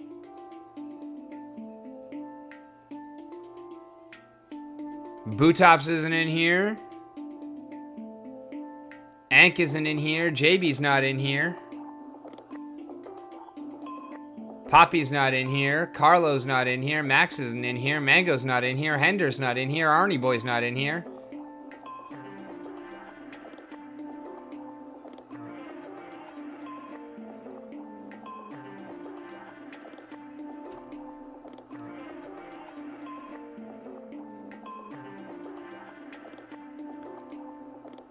Like, I actually got 4 people in the chat right now, right? I got Daru, I got Prime Rogue, I got Smack Daddy, I got Yahoo.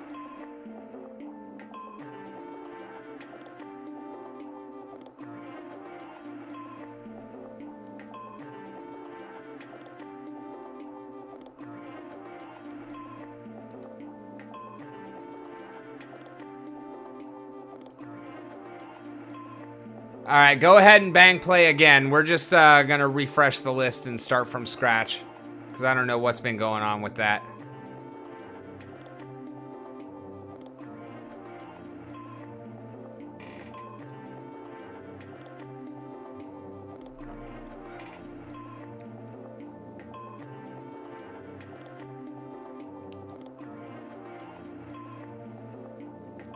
Prime Rogue, drop your bang play. I want to start this real quick because I gotta go hit the head. Welcome back, Gary.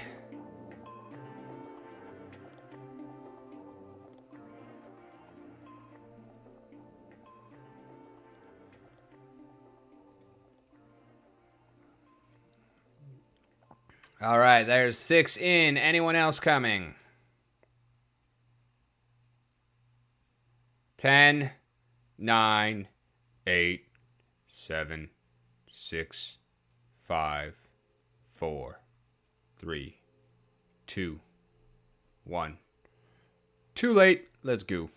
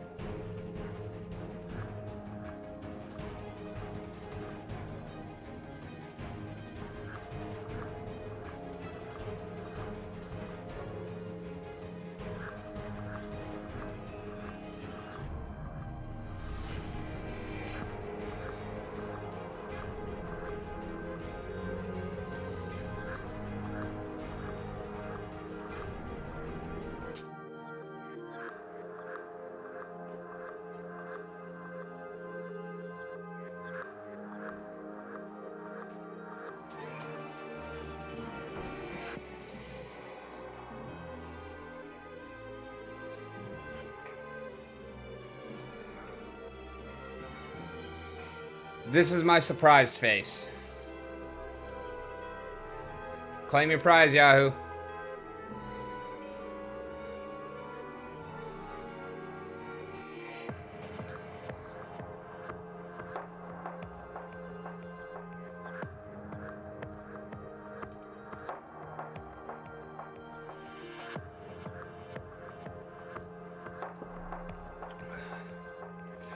Sorry, Rogue. Yahoo wins everything. Everywhere, all the time. I don't know how he does it.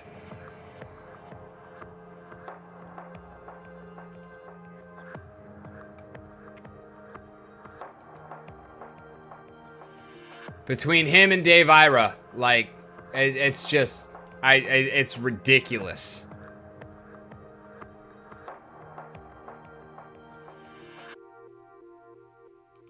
What's up?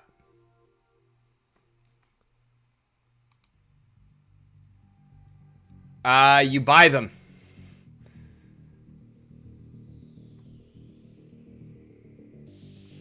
Yeah, you put money in. You can buy Forge on Hive Engine.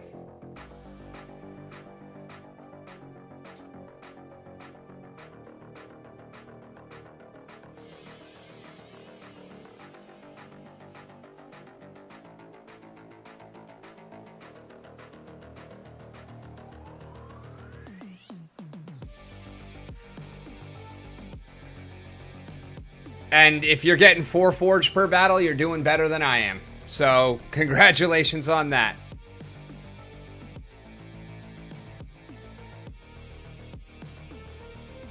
You can,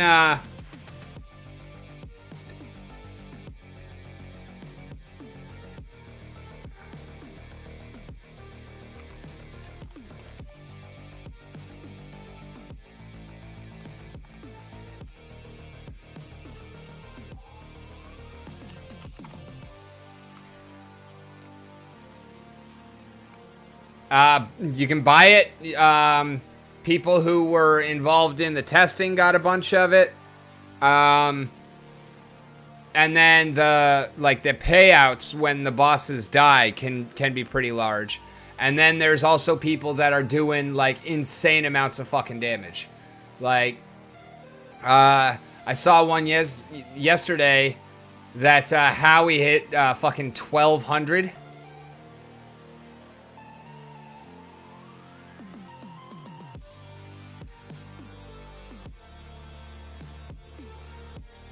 Like, Hell Slash, 908 damage.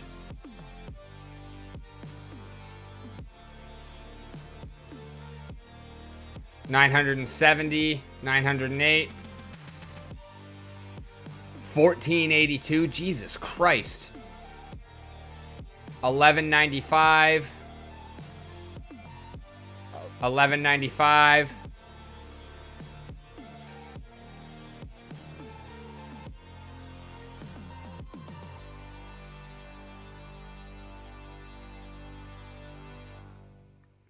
Yeah, it's the hero. He's running one monster. He's running Silver Shield Bard, Kitty, Llama, and Mercurio. And his fucking 25 armor, 25 health, 11 range damage, 18 speed. And the benefit of running a small team like that is your stamina is not like a per battle thing. It's based on how much mana that you use. So when you get your dude super buff as shit like that, he costs 0. And therefore you can run back to back to back to back to back to back to back. And you can probably run like 100 times before you run out of mana. Just because the battles take so long to fucking set up and whatnot. And you're gaining stamina the entire time. Like, that was one of the original strategies.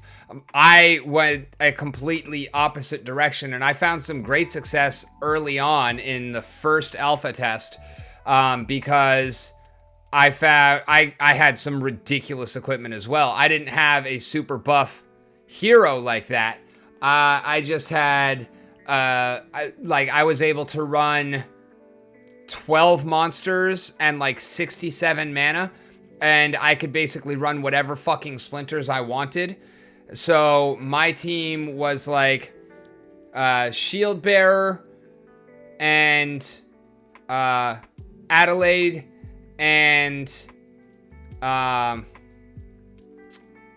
River Hellendale. So I had a Taunt with 2 Resurrects, and then I had Venari Crystal Smith for a heal, and then I had my leaders were Tarsa and Grandmaster Wraith. So I had Electrum is used to put sockets in your gear. So I had the Void Armor, and then I had +1 melee from the Tarsa, and then I had Demented Shark and River Hellendale and Silver Shield Paladin.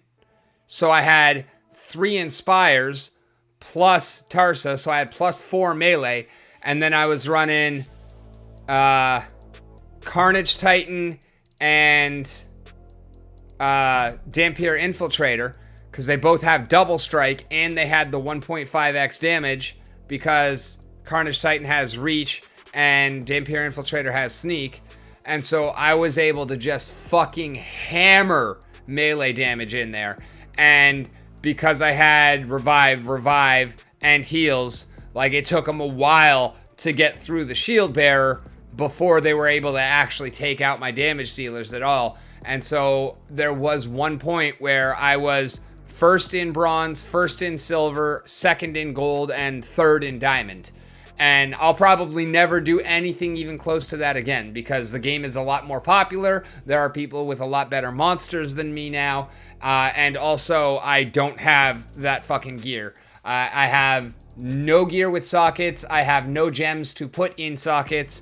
All I have is fucking common and rare shit. So, like, I'm not gonna be competitive in Splinter Forge for a long goddamn time. Don't go with the same team every time. Always pick your team based on the rules. I mean, that's a solid team for a base, but, like, based on what these random abilities are, change up your team, because your team is not going to be effective every time. Like, with this, I would absolutely not run any magic. Here I would run. Yeah, because you got Affliction, or sorry, you got Void and Magic Reflect. So I would absolutely skip the Magic and I'd go. Actually, I'm just going to go ahead and do it. We'll do Battle. I'm going to go with Daria and Tarsa.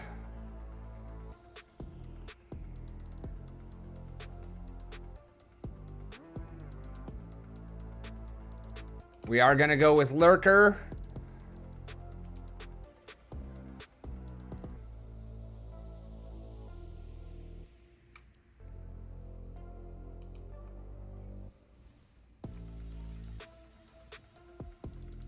I don't have any Inspire. Fuck.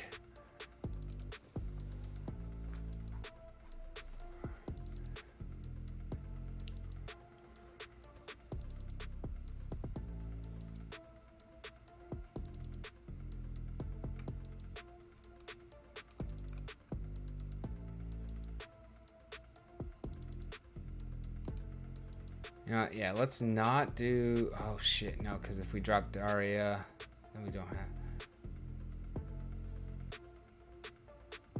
Alright, so we'll do Daria and Kelia.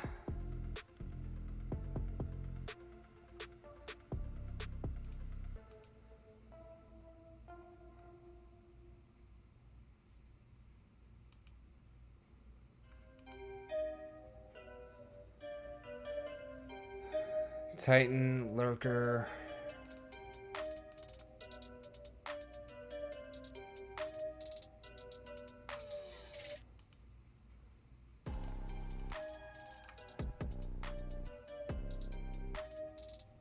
Captain Shark.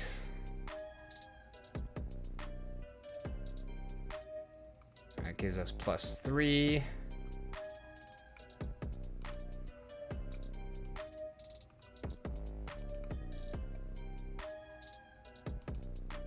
Dim here, Infiltrator.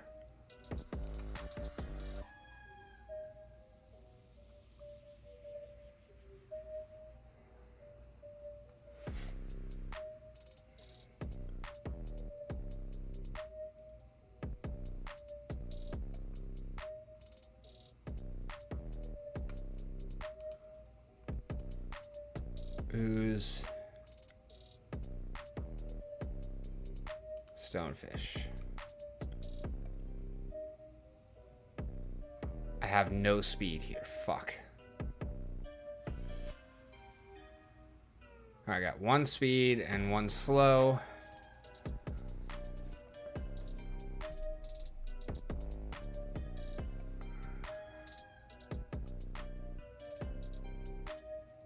But he's still gonna get hit every time. Well, got the dodge at least.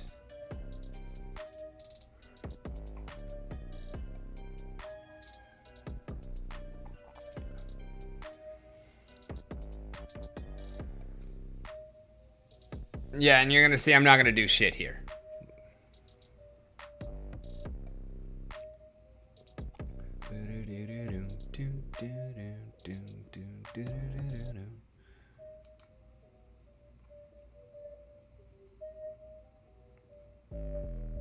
Oh shit, I forgot to switch to my warrior.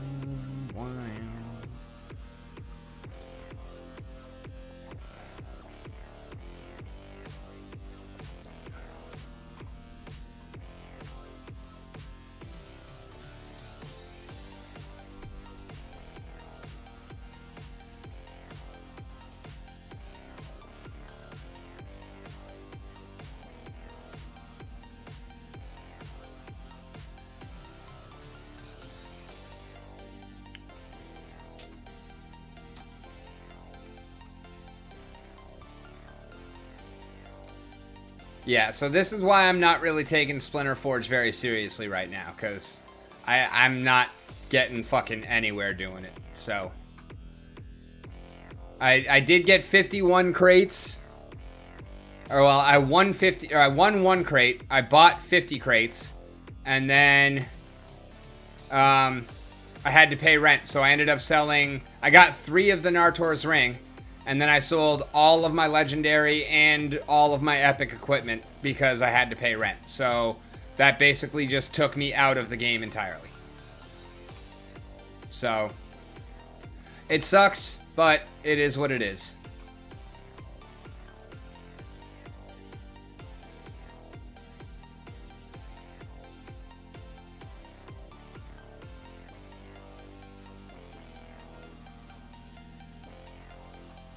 And at this point, like, I'm too far behind. I will never catch up to anybody. So, especially because the game has gotten so popular, now all of the fucking whales are playing. And, you know, they can drop, you know, $10,000 fucking dollars on equipment and shit like that. So, you know, that's how people are doing, you know, 1,000 damage plus per fucking battle because, you know, they can buy it. So, pay to win.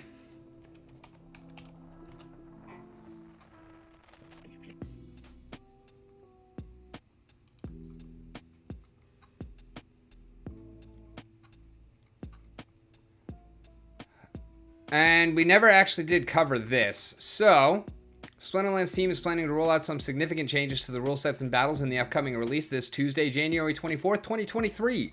Primary change is that up to 3 rule sets may be active at the same time in Gold League and higher ranked battles, as well as all the tournament and guild brawl battles. Previous only 2 rule sets could be active for any battle. By increasing that to 3, it opens up exponentially more new and interesting combinations that the players will need to navigate in order to crush their opponent. Chances of getting 1, 2, or 3 rule sets, as well as the chances of getting the standard rule set in each league, is shown below. I'm glad that we have this chart laid out because, well, I don't know if this bronze layer particularly is actually a change, or if that's how it was supposed to have been. But I will tell you that when I started this season with 0 rank in Wild and had to play through Novice and Bronze on my way back up to Gold, my first 12 matches in Bronze were standard rule set. So if it's a 25% chance of standard rule set and I got 12 in a row,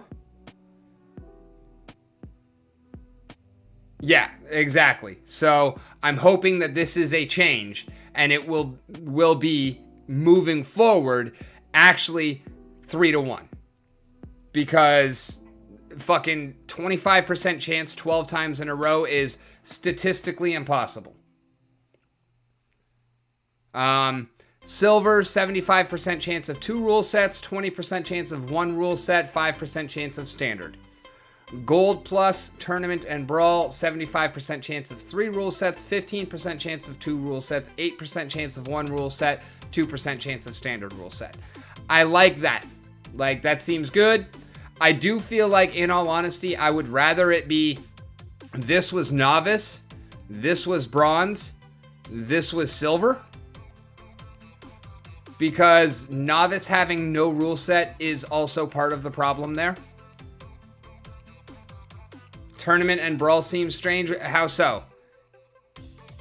Like, because tournament and brawls don't care about the league? I mean, it does make sense to a point, because even if you're playing...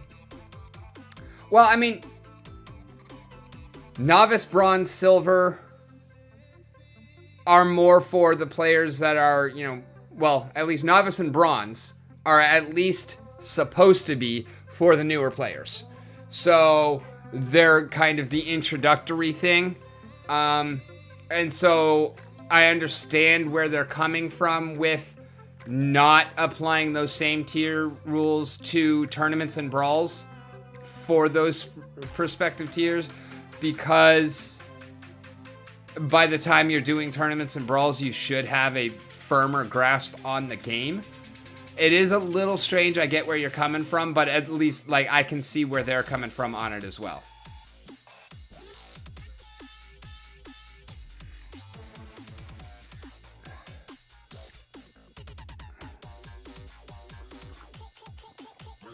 I feel like, though, you know, one of the problems with Novice and the reason why it is so difficult against the bots, especially for the new players, is because there are no rule sets. And so it's literally just the mana cap, and there's literally only, 11, 12 different mana caps that are available.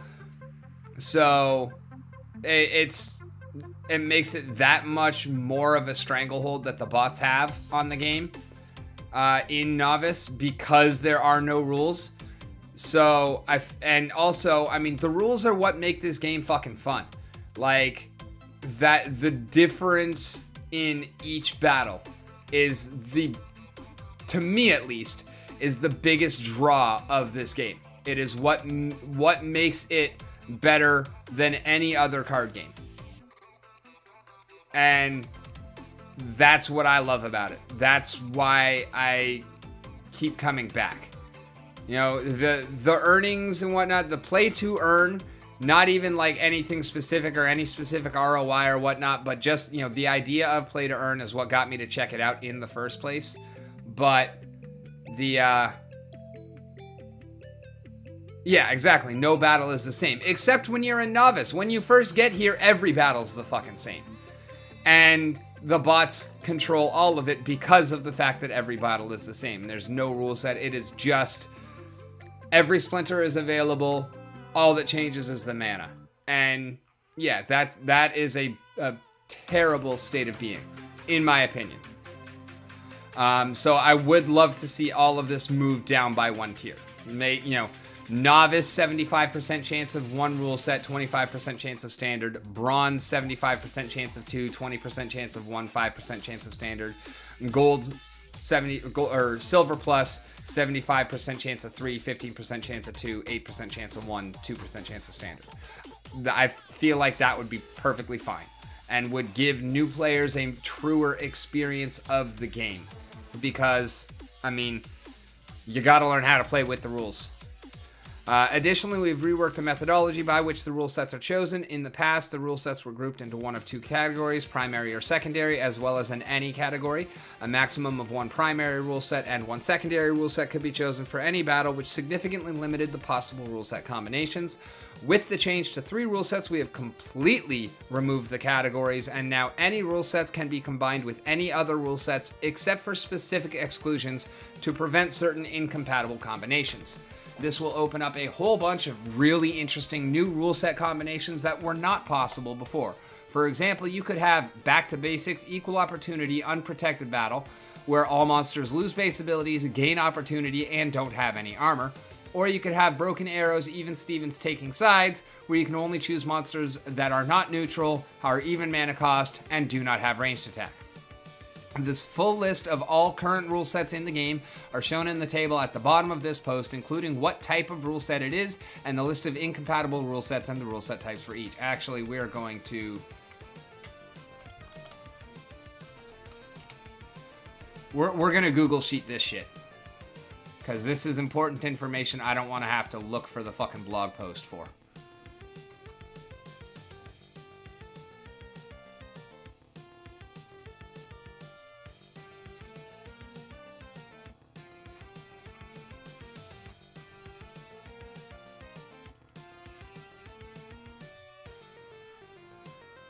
You were hoping the opposite?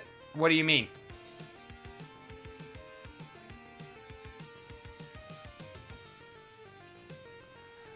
Two new rule sets. With this change, we will also be releasing the following two.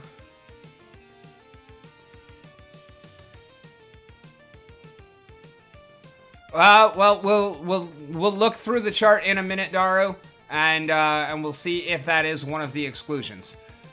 I doubt it is, but we'll see. And I understand where you're coming from on that. Honestly, I'd still like them to just get rid of reverse speed.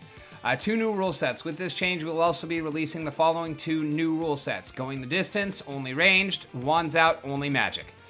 These will round out the attack type rule sets, so now there will be rule sets which don't allow each type of attack, as well as rule sets which only allow each type of attack.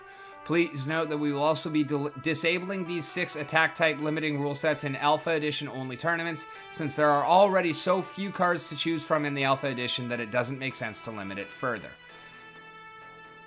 Show us your battles. Having to adapt to constantly changing rules and knowing which cards are better or worse in different situations is the core component of the skill and fun of the Splinterlands game, and we look forward to this update taking that mechanic to an entirely new level.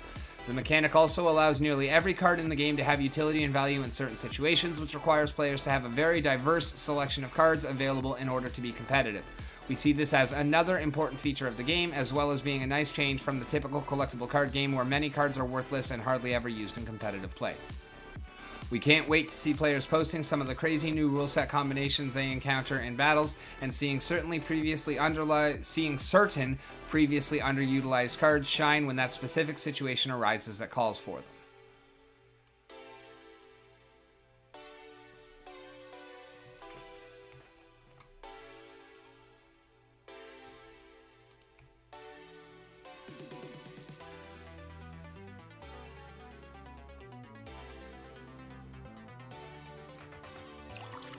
Alright, so let's see. Reverse speed and then rate. Okay, nothing is banned from reverse speed.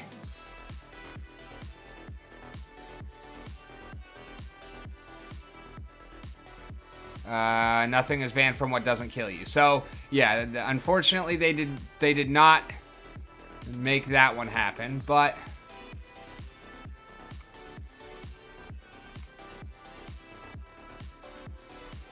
all right, so we got the 6 ability types.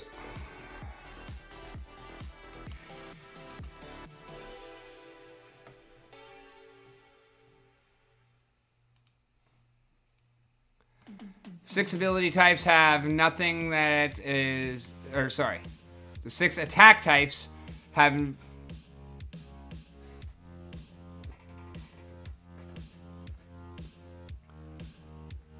We'll just start with the abilities. Okay.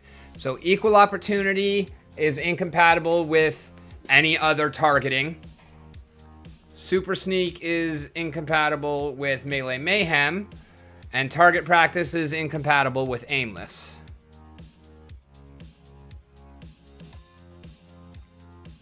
Briar Patch. Yes. Yes, we can. Briar Patch. Fire and Regret, and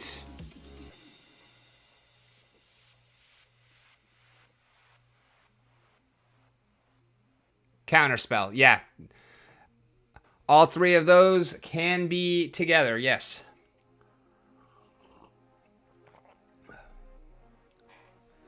Which is definitely going to have,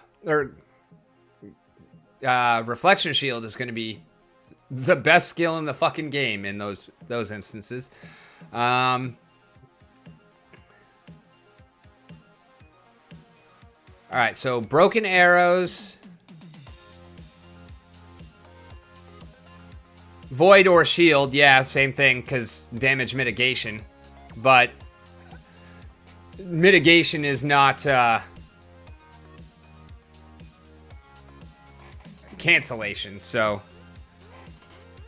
Broken arrows. Obviously, any of the attack types can't combine with any of the other attack types. Broken arrows also can't have close range fire and regret. Makes sense. Keep your distance. You know what? Actually, let's go one step further.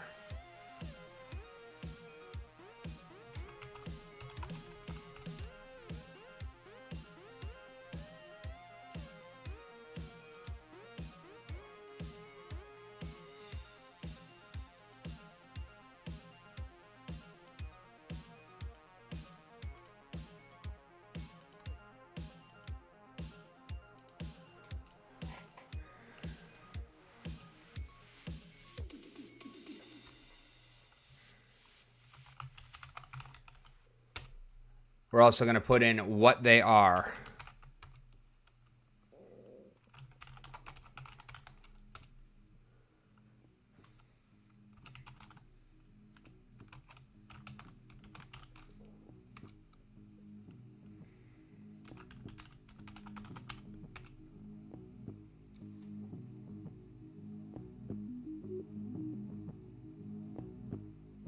1 damage monsters is cancellation. Yep. Daru, you put it in there, I think, right as I started it.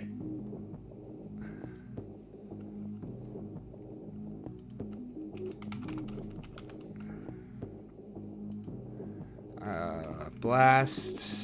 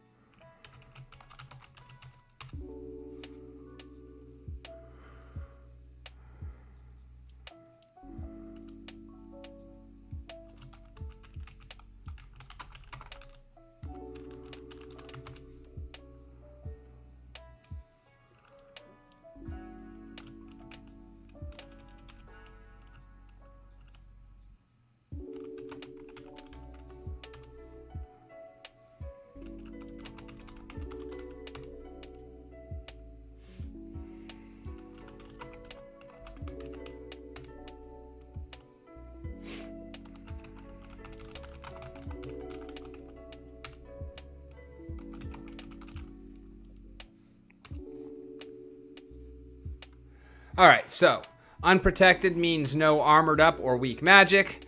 Back to basics. No ferocity, heavy hitters, or stampede. Okay, yeah, that makes sense. Because ferocity does double damage to taunt. Heavy hitters is double damage when stunned. Stampede is super trample. Little League.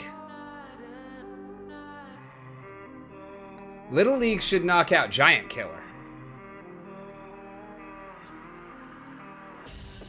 Why would it knock out Ferocity and Stampede? I guess there's no taunts that are under 4 or under 5, but is there no trample under 5 mana? I guess that also makes sense, but yeah, Giant Killer. Oh wait,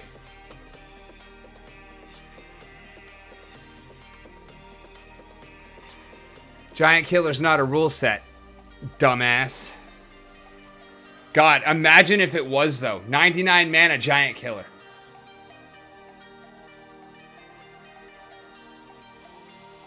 That would be an insane match. Okay, Wands out. Can't have Briar Patch. Close range, Fire and Regret, Melee, Mayhem, Stampede, or Super Sneak. Does Briar Patch say... Wands out? No. Okay. There is Trample under 4. Interesting. What card does? Good night, Prime Rogue. Thanks for hanging.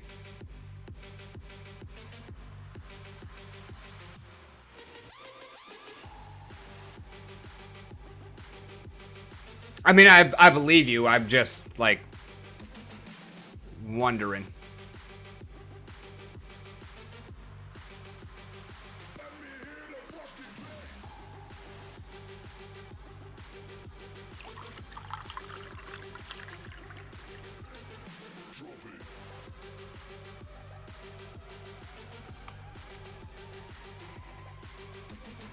A 1 mana card with trample? Interesting. Let's take a look at that. Actually, yeah, you don't have to look it up. I will.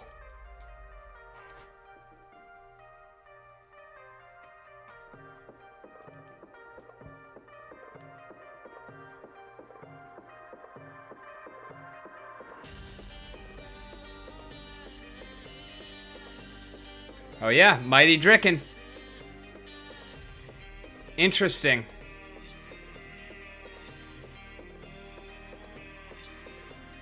That's hilarious. That's hilarious.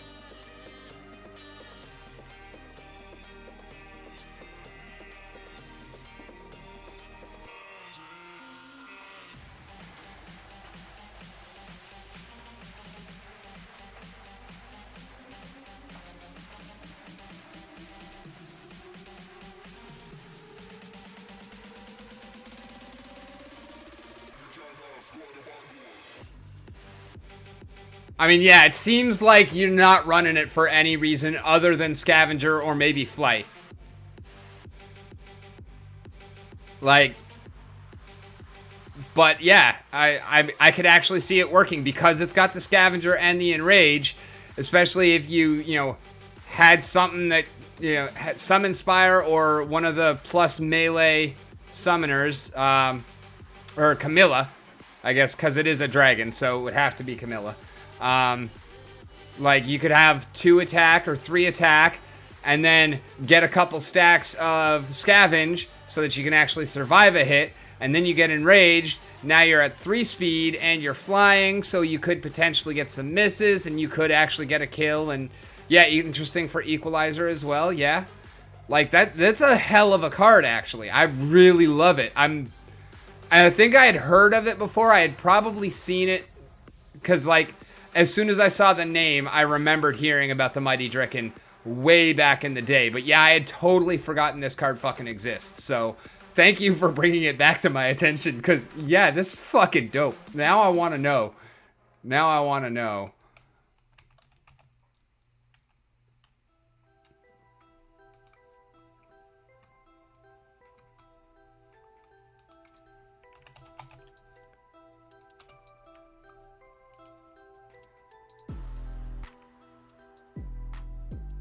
Wow. Oh, it's an only max. It's a single BCX max card. Holy shit. $155. Oh wait, no, never mind.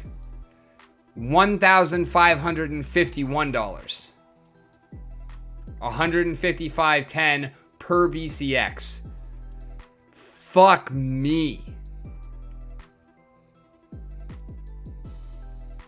God damn. And that's the cheap one.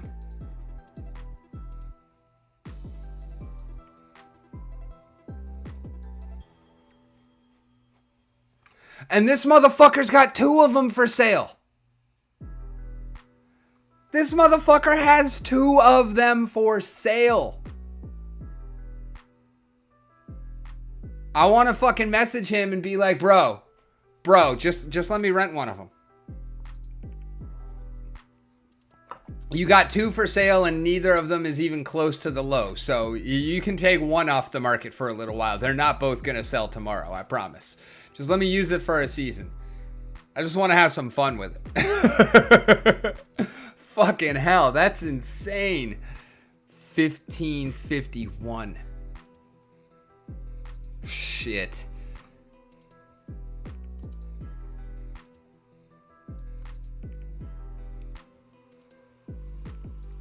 Okay, close range, can't have broken arrows.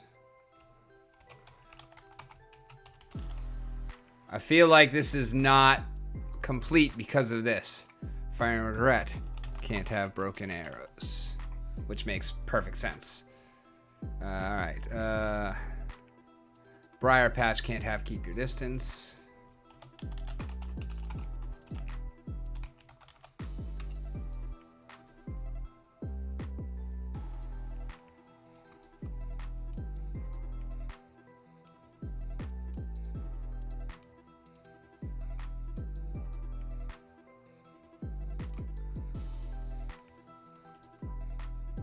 Melee Mayhem, can't have keep your distance.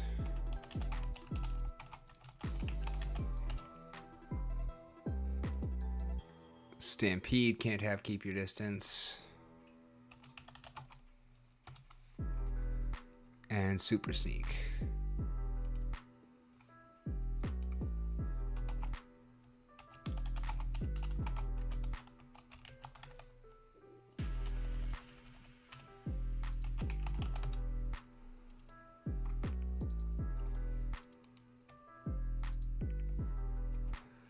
All right, Briar Patch, can't have going the distance.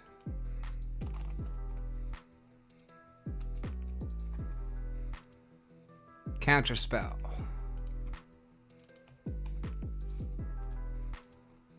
Melee Mayhem.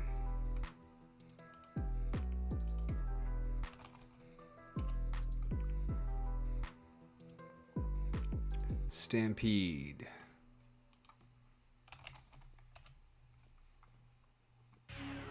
Super Sneak.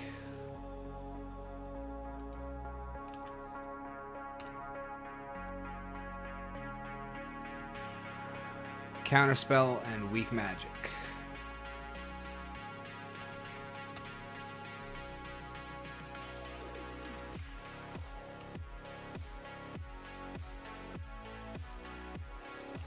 Up close and personal, aimless, close range.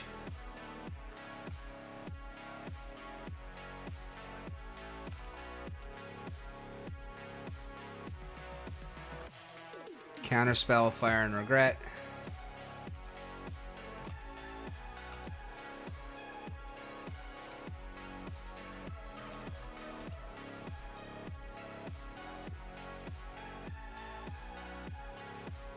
Target Practice, Weak Magic.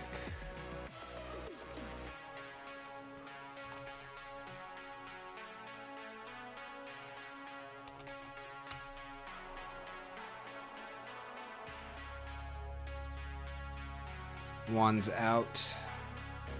Briar Patch, close range.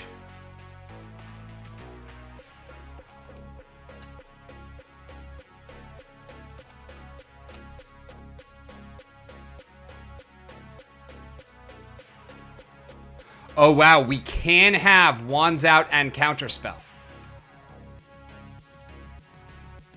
That's crazy.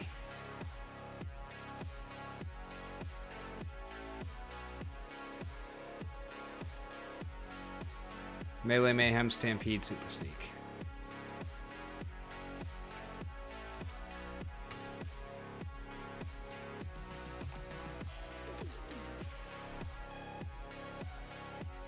Which one, Bob Carr? I've gone in depth on all of them, but I'll be happy to answer again. Just let me know which one you're talking about. Okay, Little League, Ferocity, and Stampede.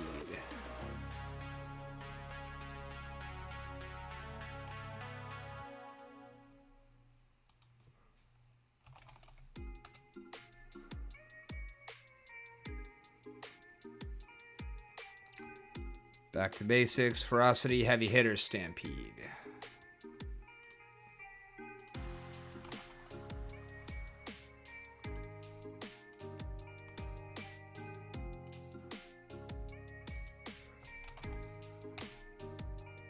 The new promo card one, I'm a fan. Although I'm a little upset. In all honesty, it doesn't fucking matter because Aggie said no, we're not gonna do that. So that's kind of bullshit. But like I like the idea of making.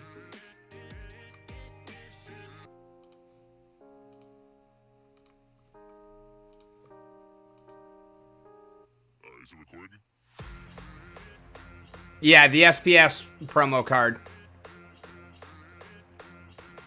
I like the idea of more cards. I like the idea of burning vouchers for it. I know there are some arguments against it being gatekept by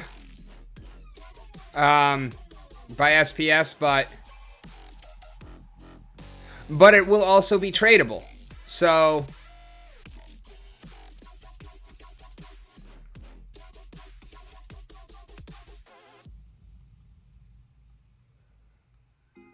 did I get it in Stampede? Yes, I did. Okay.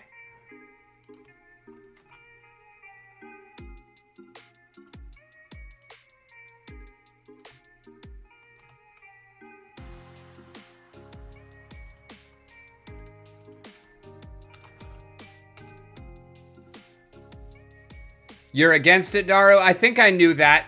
I don't think I know 100% why. Is it just because of the SPS gatekeeping?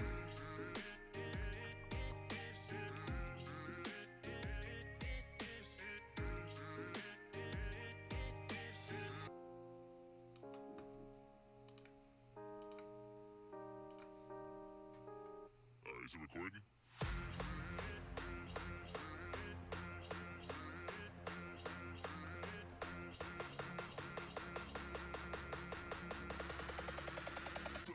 Step the game up.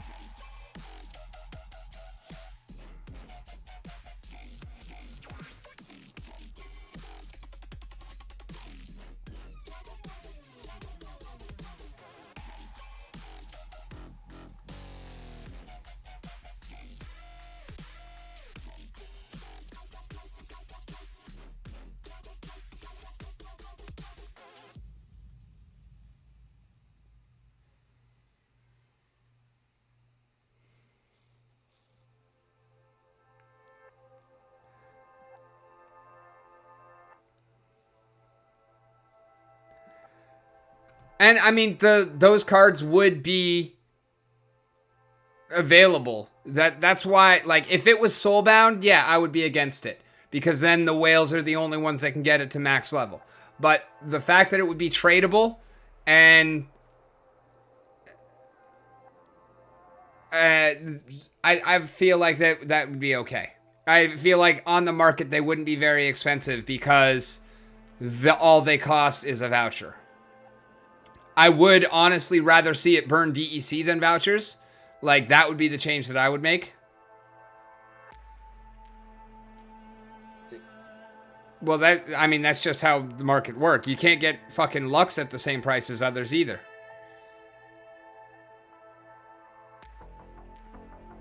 I mean, that's how it works.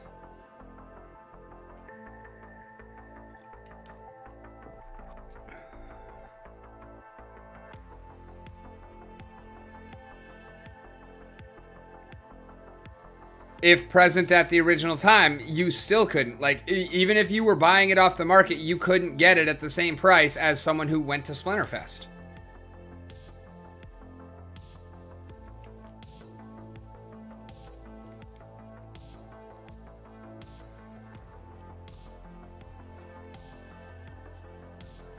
People can try and charge $20. They're not going to get that. And they're going to be undercut and undercut and undercut and undercut, and it's going to end up being a similar price to the fucking rewards cards. Because it's not like you spent $20 on it. No, you couldn't. Even if you put up even if you did half the vouchers, you did $500 worth of DEC, $500 worth of vouchers, you still didn't get because the Splinter Fest ticket took $350 off the cost. So you paid $325 worth of DEC and $325 worth of vouchers, and you paid $650 total, even though it wasn't $325 and $325. It was, 325 vouchers, 325K DEC, whatever. But the point is, it was $650 versus $1,000. That's exactly how it was. I know, I was paying attention because I really, really wanted to make it work, and there was no way in fuck that I was even going to get close. But that is exactly how it worked. The $350 for the ticket came off of the price of Lux. So if you didn't have that ticket, you were paying 1,000 or 500 vouchers, 500K DEC. If you had that code, it was $325 and $325.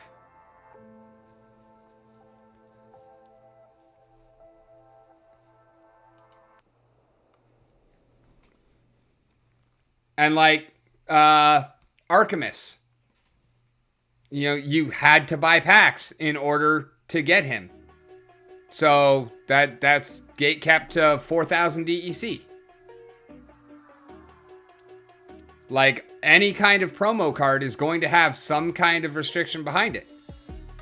Otherwise, they're just literally giving it out for free.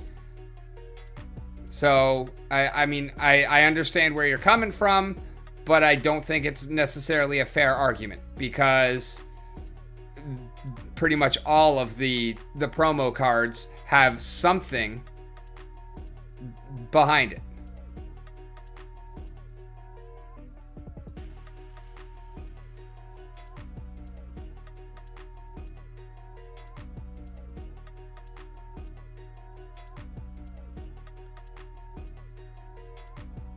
And yeah, I mean, if it's the same numbers as the bear, then there's no way it's going to be $20 card.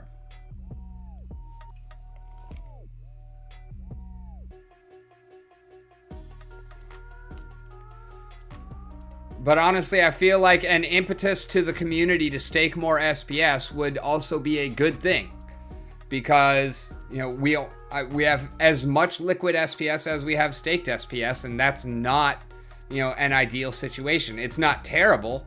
It's not the problem with the economy, but it's certainly not helping.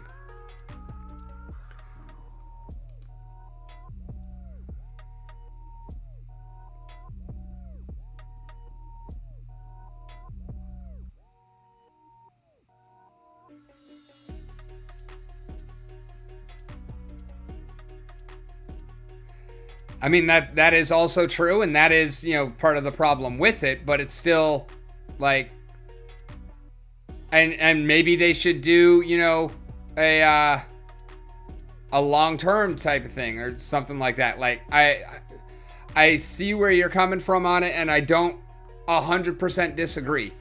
It's not perfect, but I feel like it's not terrible either.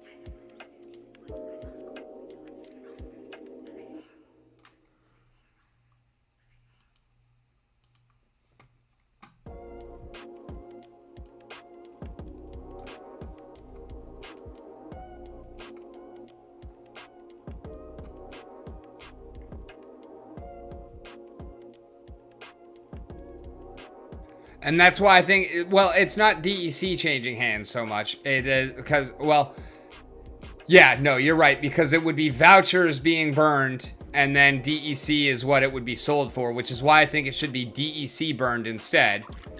Although, you know, we also need to deal with the voucher problem, so I don't hate that aspect of it so much. Or maybe it should be both. Like 1,000 DEC and a voucher. Something like that. But it's not going to be, you know, $20 for a card afterwards.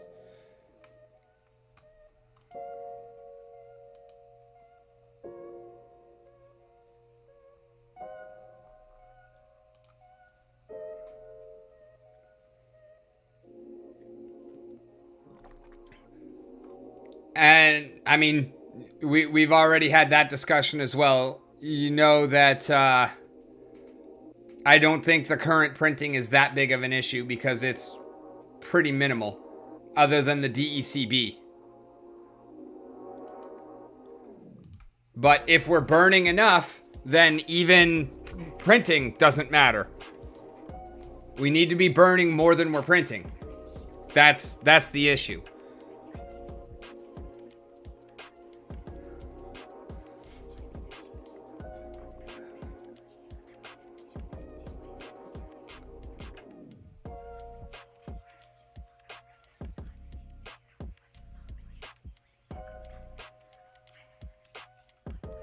If we're burning 5% of the existing DEC a month and we're printing less than 1%, then the printing really doesn't matter at all.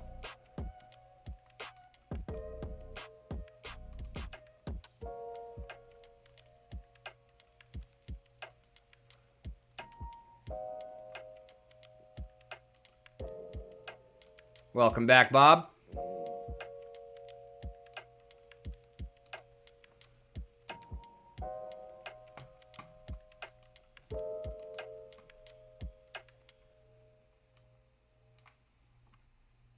I mean, if we're burning more than we're printing, then the time horizon doesn't matter as long as we're talking about the same time horizon. That's why I said, like, if we're burning 5% per month and we're printing 1% per month, then it's perfectly fine. It still means we're going down in circulation by 4% per month. And right now, our printing is well under 1% per month. It's not even 0.25% per month.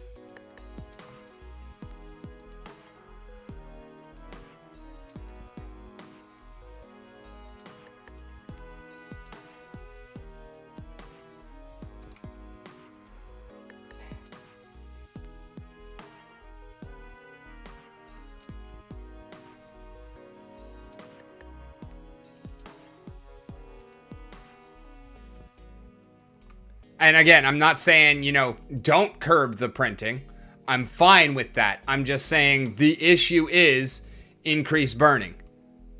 Which, doing that by reward or by promo cards, cool. Do it by an additional fee on transactions, cool. Do it by fucking land potions, cool. Do it by, you know, whatever else. I don't give a fuck how we burn. But DECB is not burning, it's inflation. Like, any way that we're gonna burn DEC, yes, fucking do it. Damn it.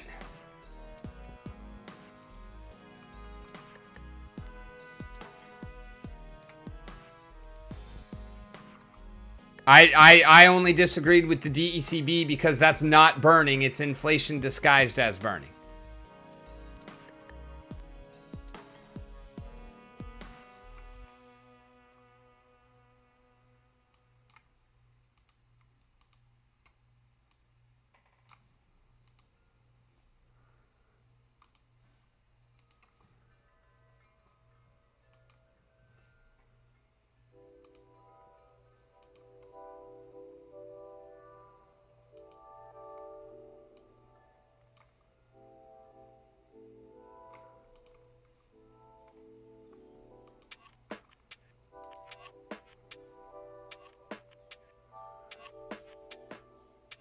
Yeah, if there was a time constraint thing on it, then that would be one thing, but there isn't.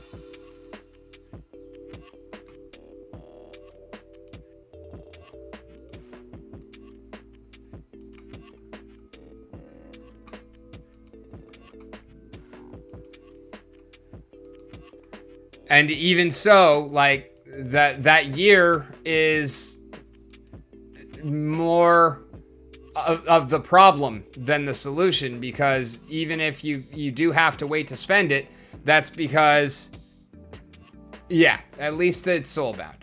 At least it's soulbound. But that's like saying, well, you got shot in the face with a shotgun, but at least you didn't drown.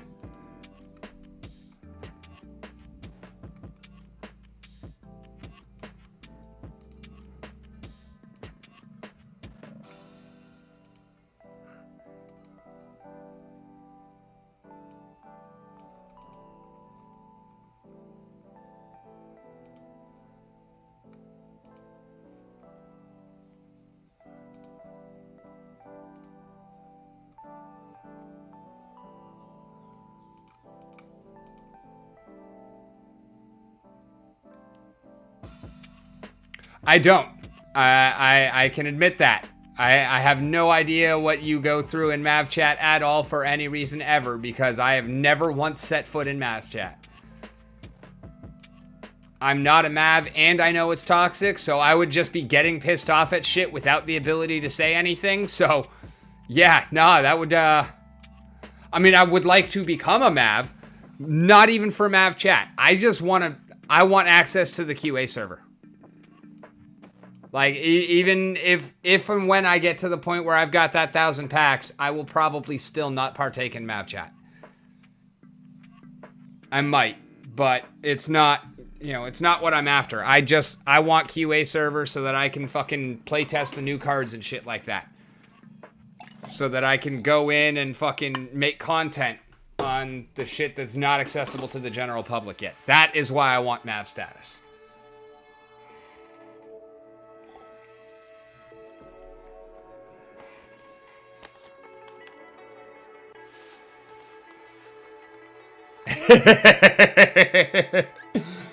Oh, what do you mean by that? You think I'm not calm?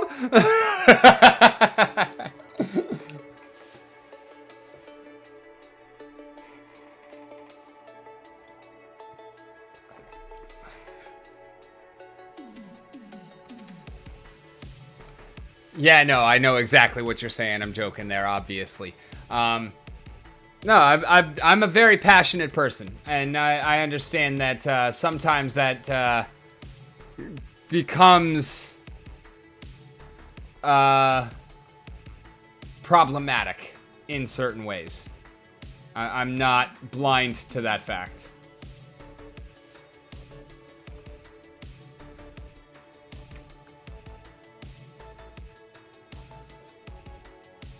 Oh, hey, welcome to the Discord, Daru.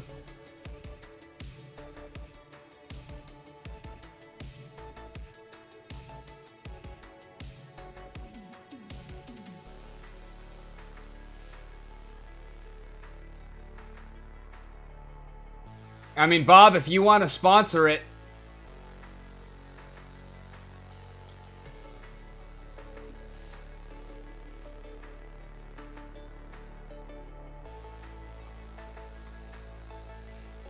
I'll even give you the packs back.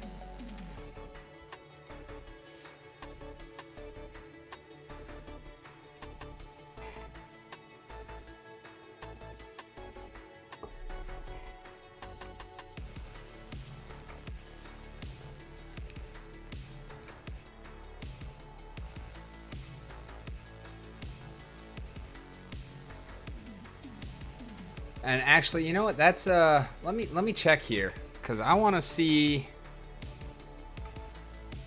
All right, I did already put my vouchers in.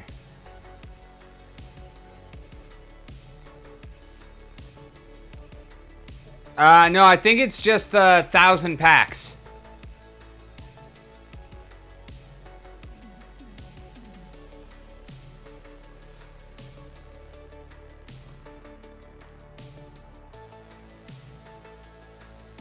And I could be wrong there. I mean, you're the Mavs, so I definitely say you've got the more knowledge than I do. But yeah, this is my main problem with the SPS promo card is I don't have enough vouchers for it currently. I've only got 10 and a half.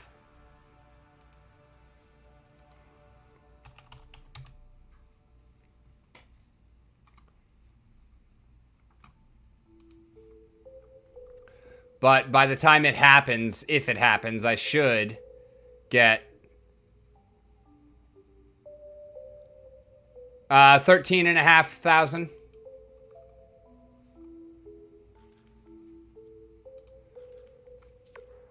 So yeah, I'd be able to get 13K or 13.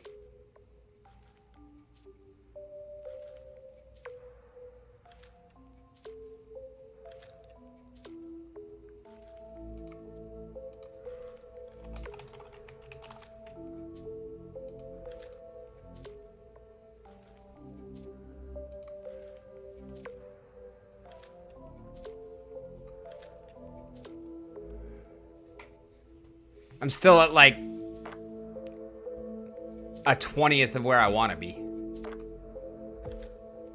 But at least I passed my original goal. When it first came out, my goal was 1,000.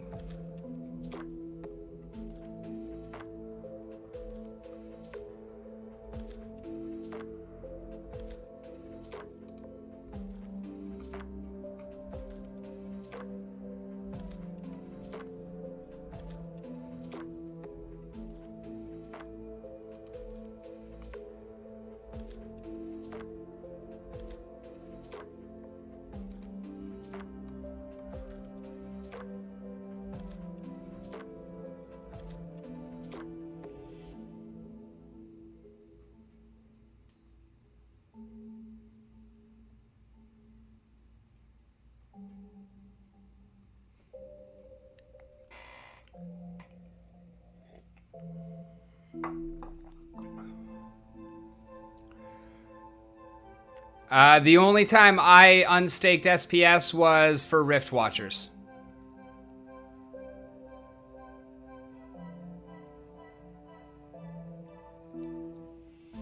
I took out enough to buy 50 packs, and I regret it.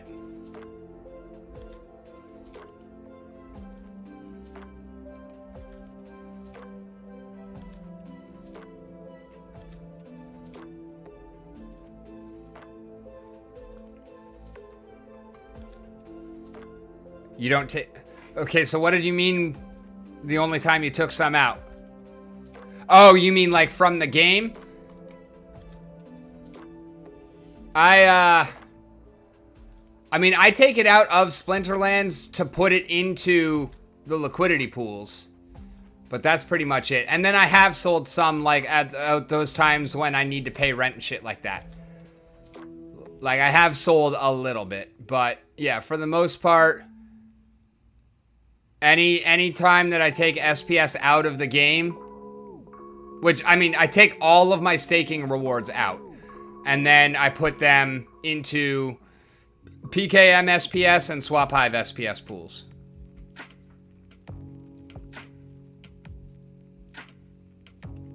But I also, like, when I sold all of my cards the first time, I literally put every single card that I owned, except for Gladiators, obviously. I put them all on the market, and every bit of what I got in DEC went into SPS for the first 2 days. The third day, I got like another 100k DEC. I kept that for paying for rentals.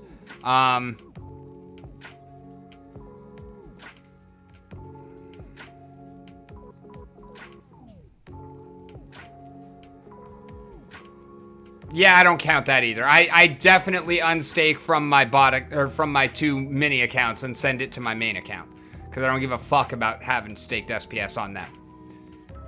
I mean, they're junk accounts. So, and I really don't have any intention, even we go to fucking SPS staking rewards, then I might buy some and put it on them. But I'm not gonna, like, in the meanwhile, until that happens, anything that they get will just eventually work its way over to the main account.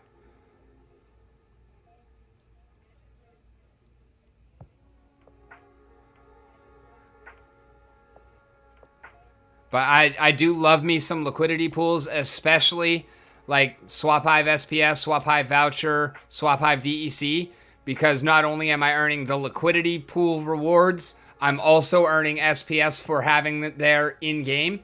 And so the returns are so much fucking better than the staking.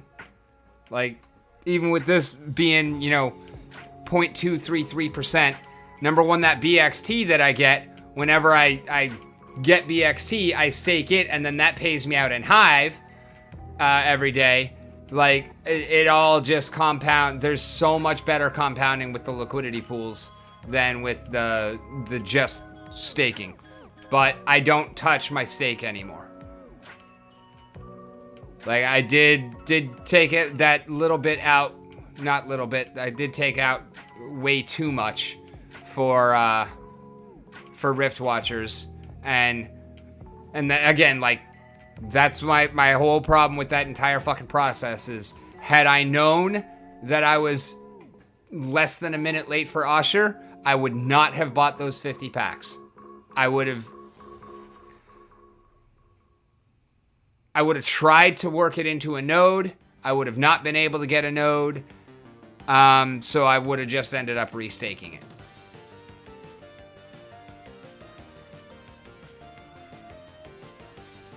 So, what are you doing with your GLX, Daru? And same question for you, Bob. Like, are you guys purely staking your GLX? Or are you taking it out and selling it? Are you 50-50? You stake all of it? Gotcha.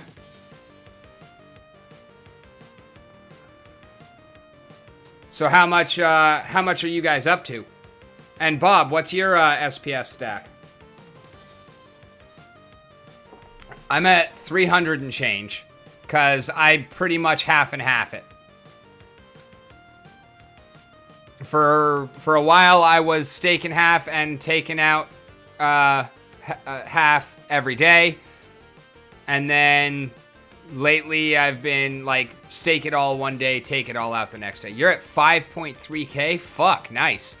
I'm at like 300 and some.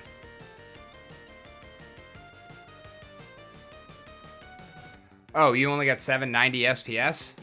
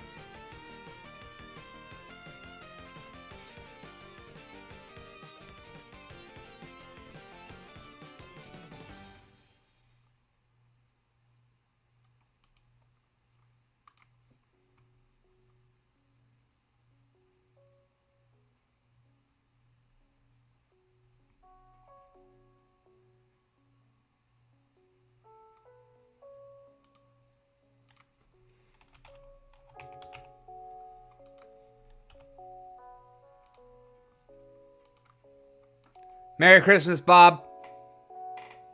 It's not much, but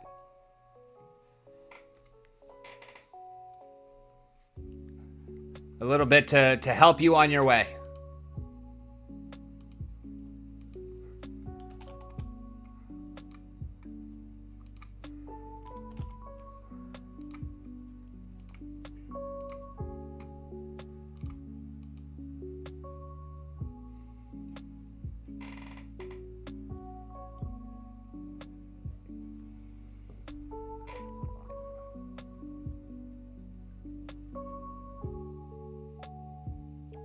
Oh, you got 110 packs. That's why you got so much GLX. I am not buying into GLX at all. Not because I don't believe in the future of the project or anything like that. I think it's cool, but I can't do it. Like, I'm having to pull shit out in order to pay fucking rent and shit like that. Like, I can't buy into GLX. I was really hoping to have a node before the GLX node drop happens, but that's probably not going to happen either. And actually, my original plan was to sell all GLX that I got. Like, everything for GLX, just sell it into SPS. But I decided not to do that, and I'm going half and half instead.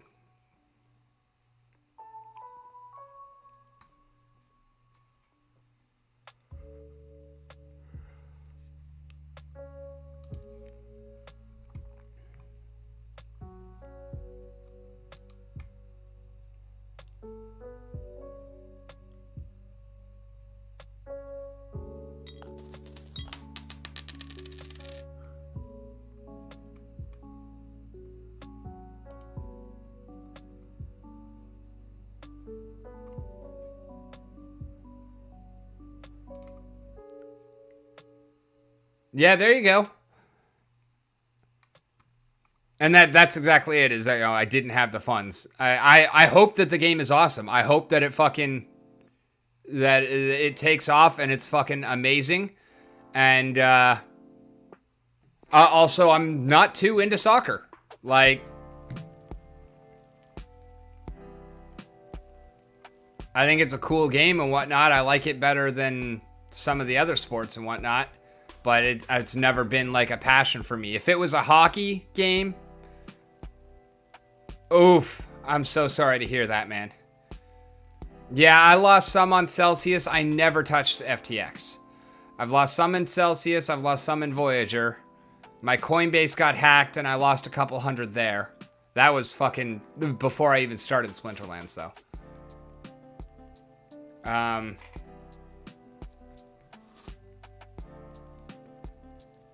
But yeah, never touched FTX. Not even that I knew it was a scandal or anything like that. I just, I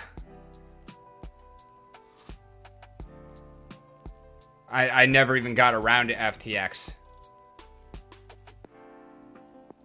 I've been on KuCoin for a long time, and I've been very happy with them, so never really had a reason to look past and fuck with other shit. I saw FTX ads and whatnot, but it was like, why bother, you know?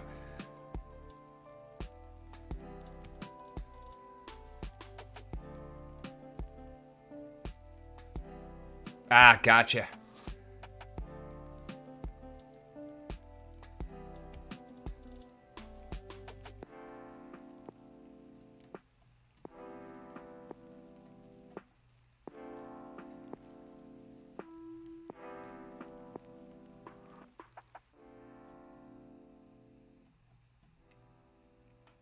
Yeah, I've never used Binance, and I don't even know the other two. Gate or Mexi. Don't know them at all. Binance is not legal in the US, so I never really decided to fuck with Binance US. I know that they have a US version, but I was like, if the main one's not available, then why do I want to go with the other one? Like, that just doesn't really make any sense to me. So, you can swear in my chat, Daru. What the fuck?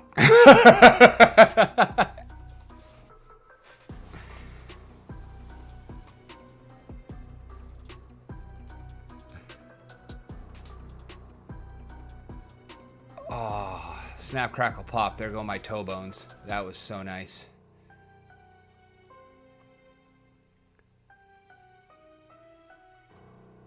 Boom, doom, doom. It's all good. I really don't mind. But it's fucking 3:30, so I'm gonna go ahead and call it here. Let's go ahead, raid into, I'm guessing it's Demore. Wrong tab, that one.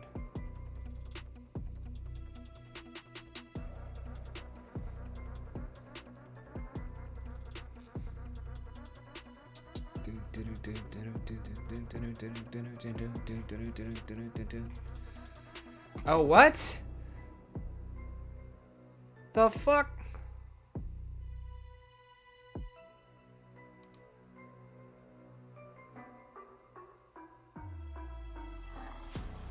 No Luis, I guess.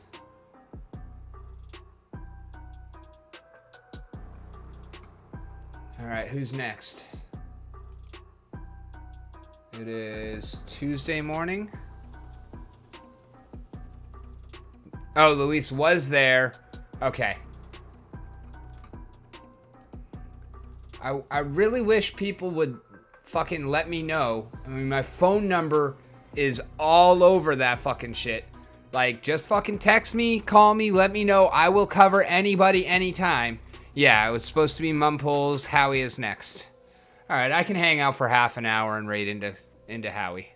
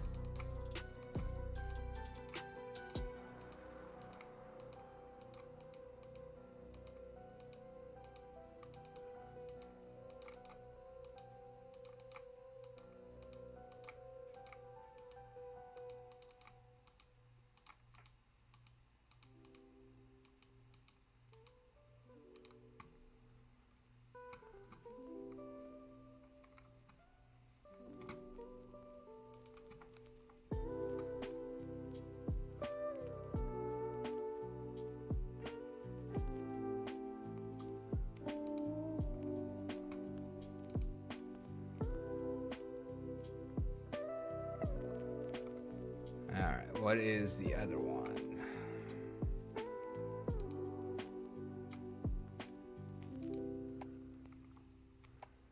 Token Surfer. Yeah, I hate that one.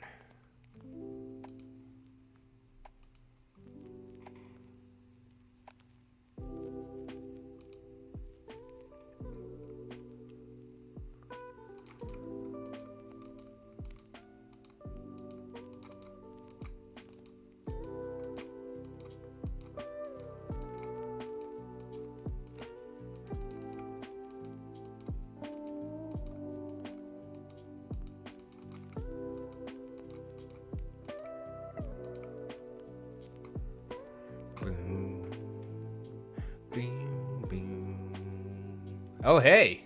Fuck yeah. 15 gigahash. I'll take it.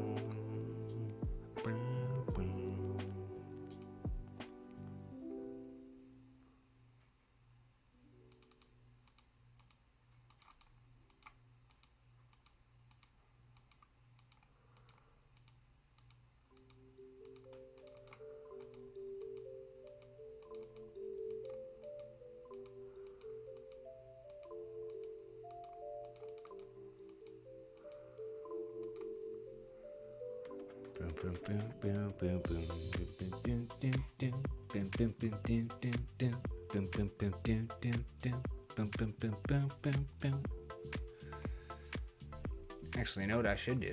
Play some more fucking Splinterlands.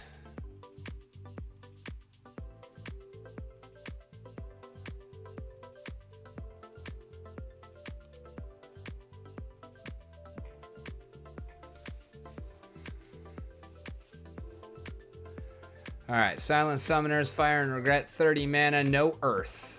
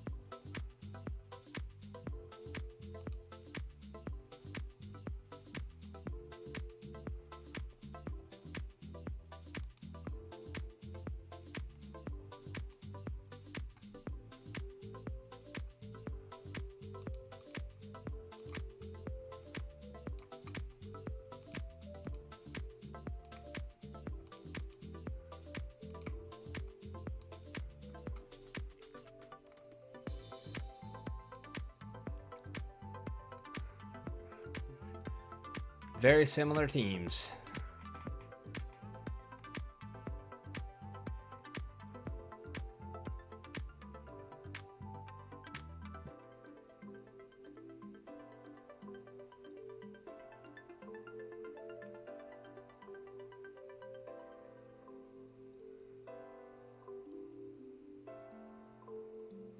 Got him.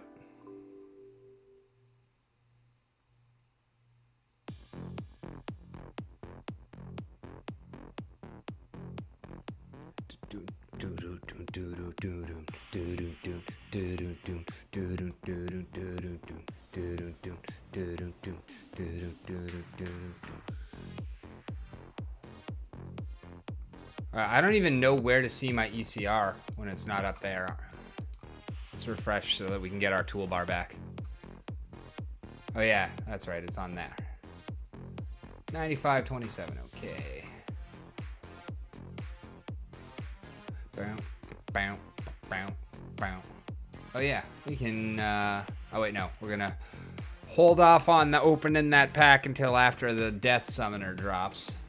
I could not believe that we still don't have the fucking stats for that. Like, you'd think that they would want to come out with the stats before we get there to, you know, get some excitement going for it. All right, weak magic, up to 11, 58 mana.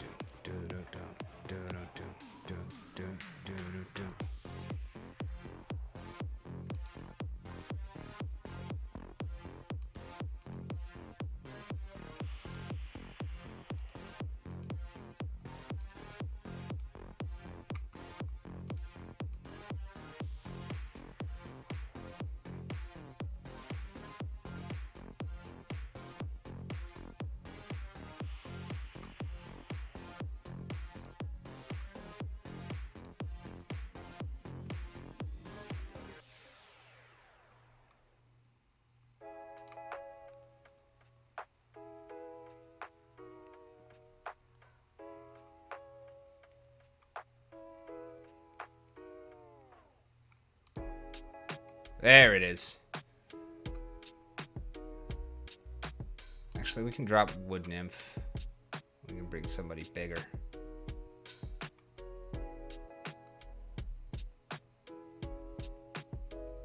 I really wish my Junker had fucking repair.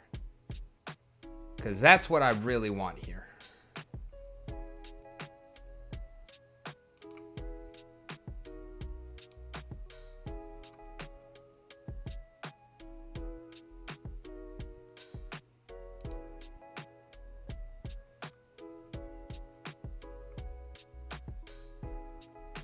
Oof. Too much sneaks. I don't like it.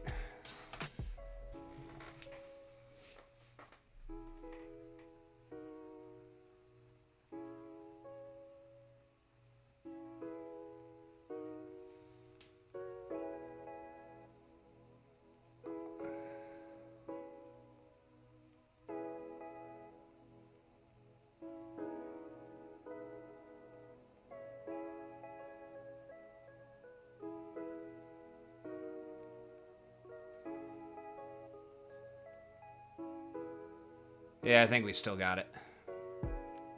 Yeah, we got it.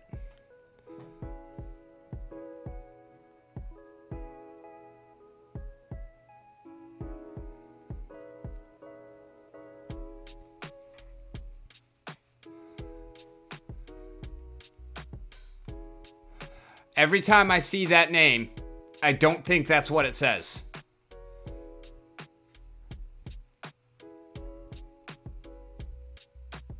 I'm sure that y'all have the inventiveness to see what I think it says every time I see it.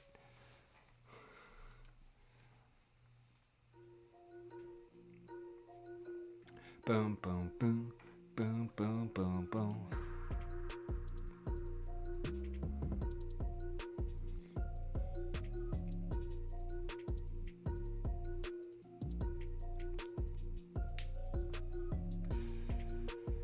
Fog of War, 52 mana, no fire.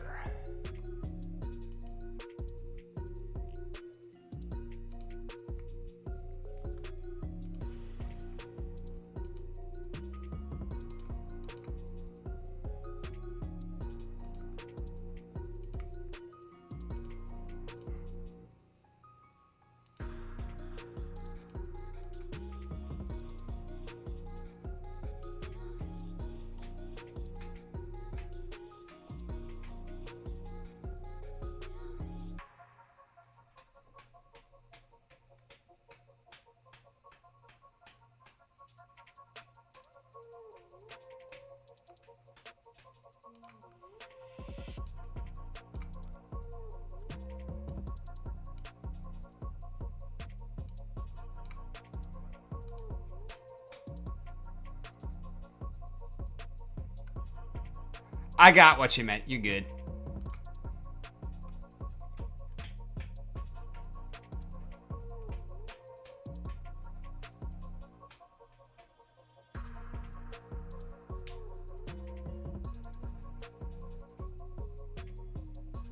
Oh, wow. We're hurting.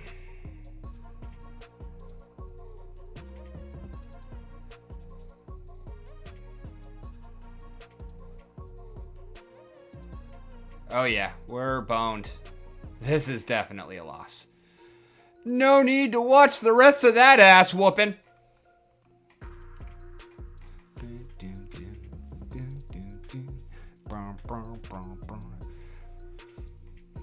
Alright, Silent Summoner's Equalizer, 12 mana.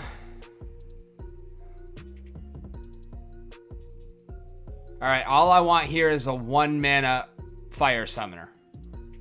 Actually, that would still be terrible. Never mind.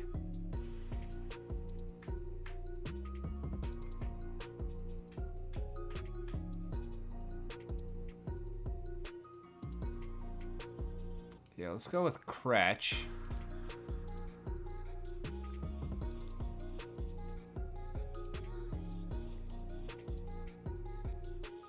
Oh.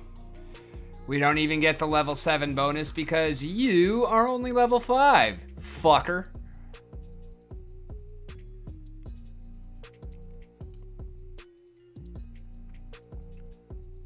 Actually, do I even like that?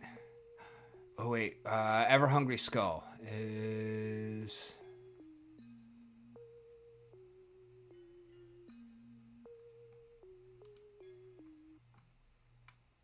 Sure, we can do that. We can do that.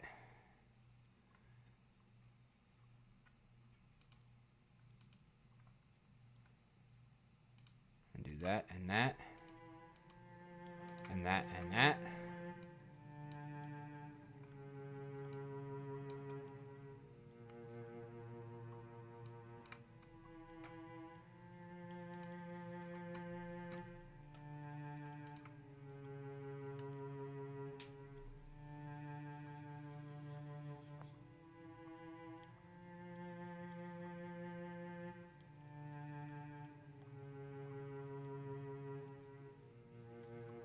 Got him.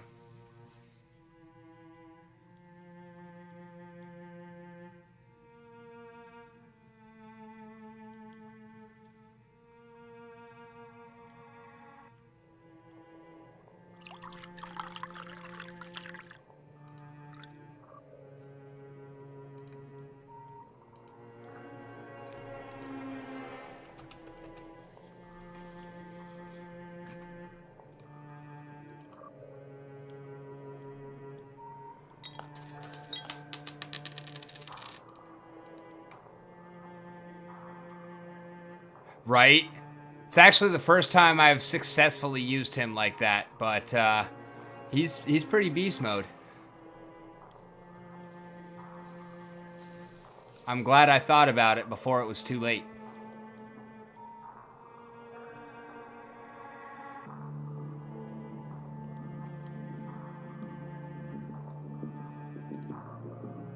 Wait, most don't play it in the front? Where the fuck else would you play him? Unless it's like melee from anywhere, or opportunity, or super sneak. Like, I wouldn't play him if he can't attack.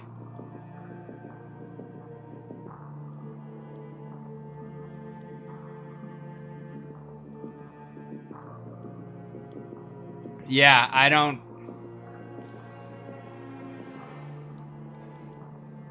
see that. Like,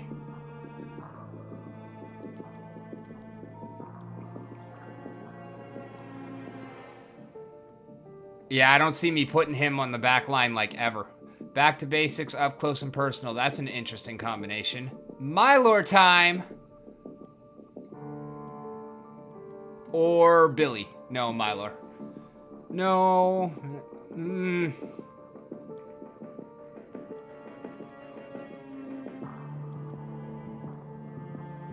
What do you think, Mylor or Billy?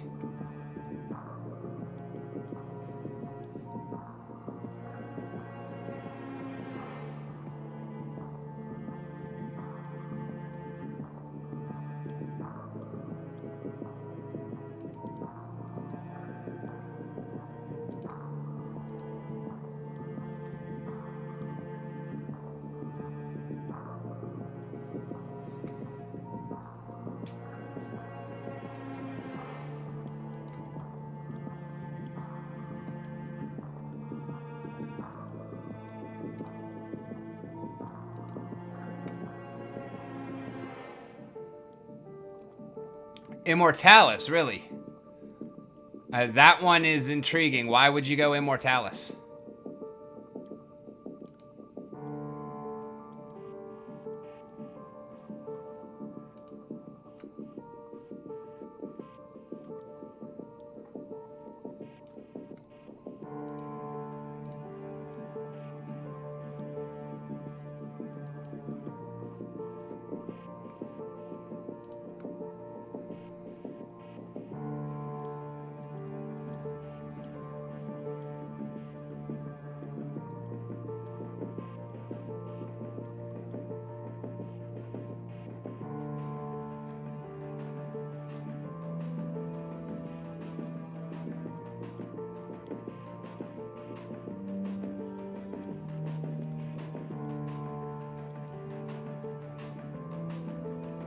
Damn, Sea Monster's going ham with the tramples.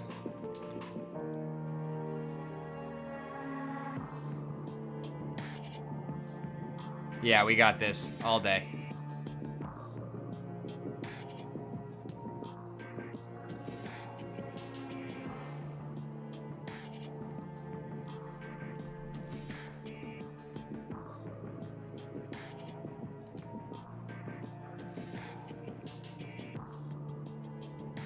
Yeah, my only issue is Billy's only level 2, but Mylor's only level 3, so either way I was underleveled there.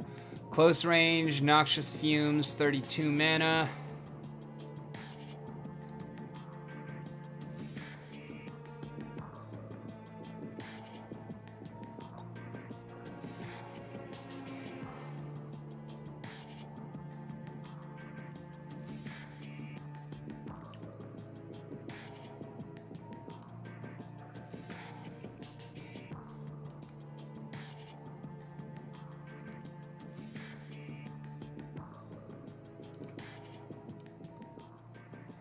Oh, do I not have fucking... I don't think I do. Son of a bitch.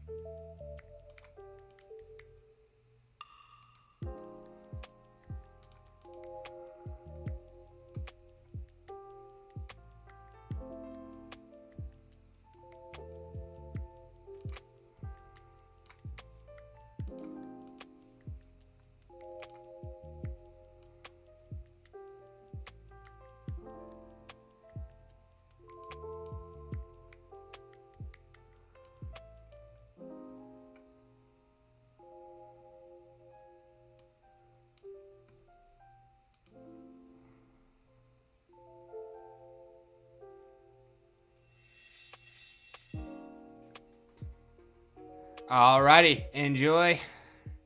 Bon appetit, eat well and enjoy.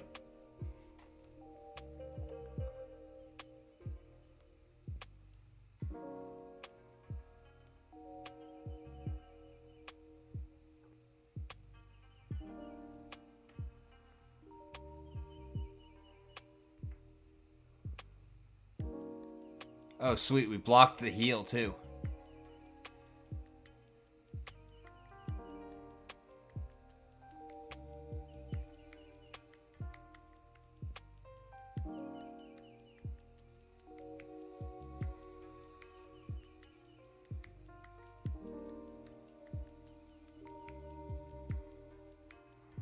I think we still lose.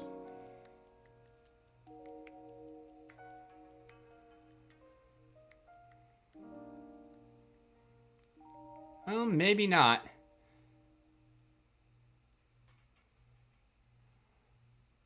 I mean, once Cornelius gets up to the front,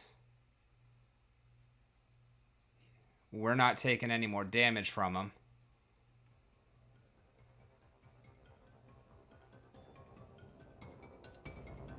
Nope. That last repair fucked us.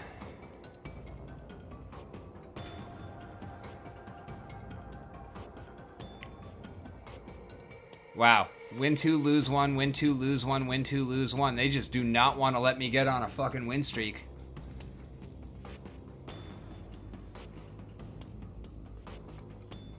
Alright, we got target practice, equalizer, 27 mana, no dragon.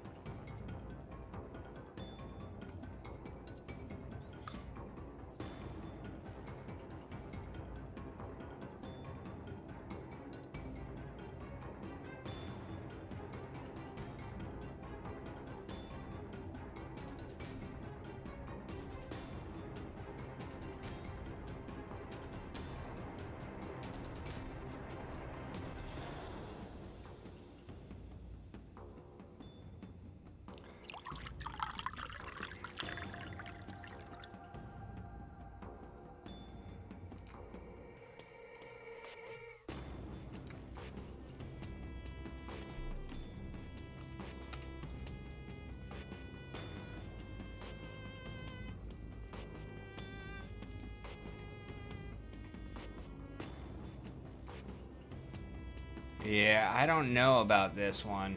This is going to be rough. Too much heals. I think, yeah, we lose.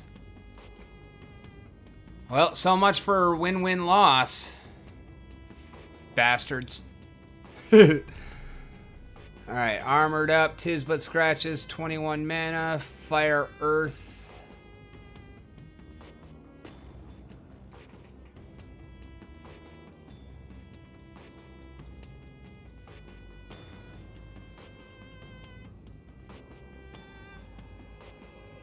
Yeah, I think Immortalis is the correct answer here.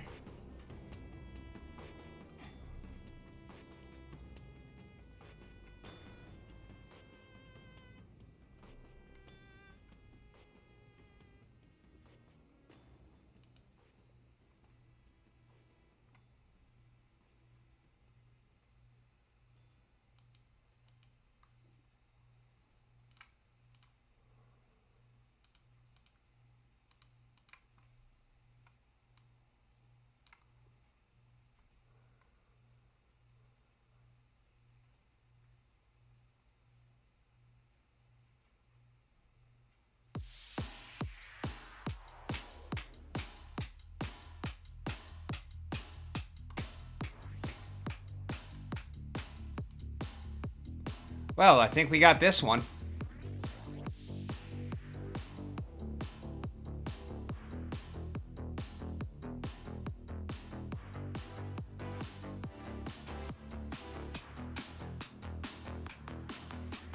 Thank you, Daryl.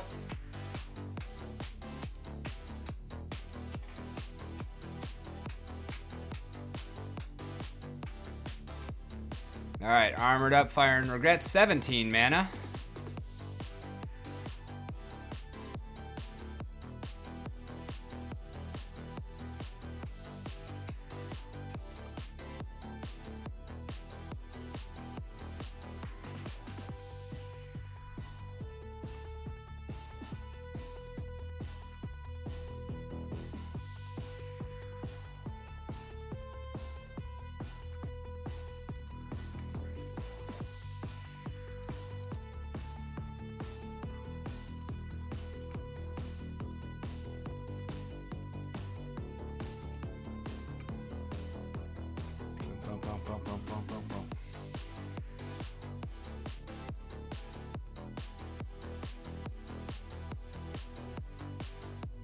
Fuck you and your poison, you bastard.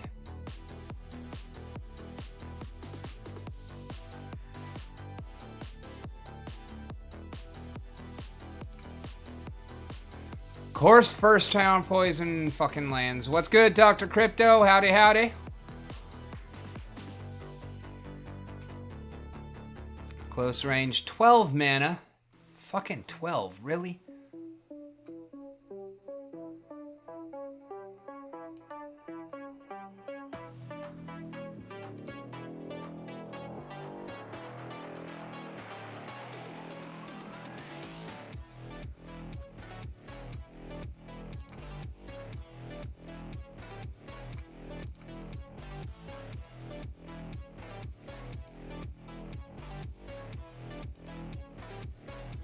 Okay, you're all melee, so I think we got this.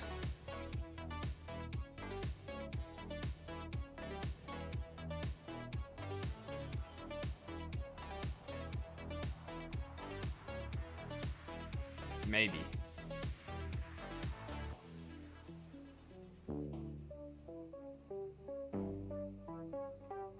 Yes, because you don't have backfire. So unless we miss to the point where we fucking die in fatigue.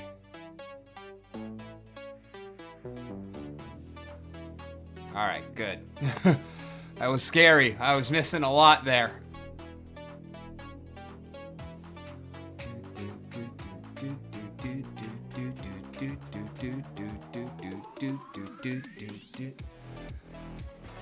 Alright, that is actually going to be it for us for the night. We're going to go ahead and raid into Splinterlands TV in just a few seconds. Hey, Howie! I've been waiting for you to hop on Splinterlands TV so that we can raid in. Was actually going to raid in half an hour ago, but there was nobody there, so... Of course, once we get into Splinterlands TV, I will drop the link in the chat. Please go ahead, click over, and make sure that your views count for the channel. And in the meanwhile, as always, I have been Rick, you've been on the mountain, and it has been a wonderful time. For those watching the replay, please like, follow, subscribe, comment, share, do all that algorithmic fun stuff. And as always, keep on keeping on, because you're fucking awesome.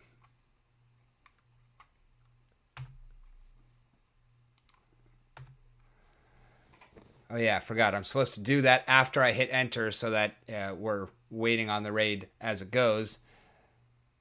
Oh wow, we had more in here than I thought. Here we go, and 9 raiding in. Thank you again.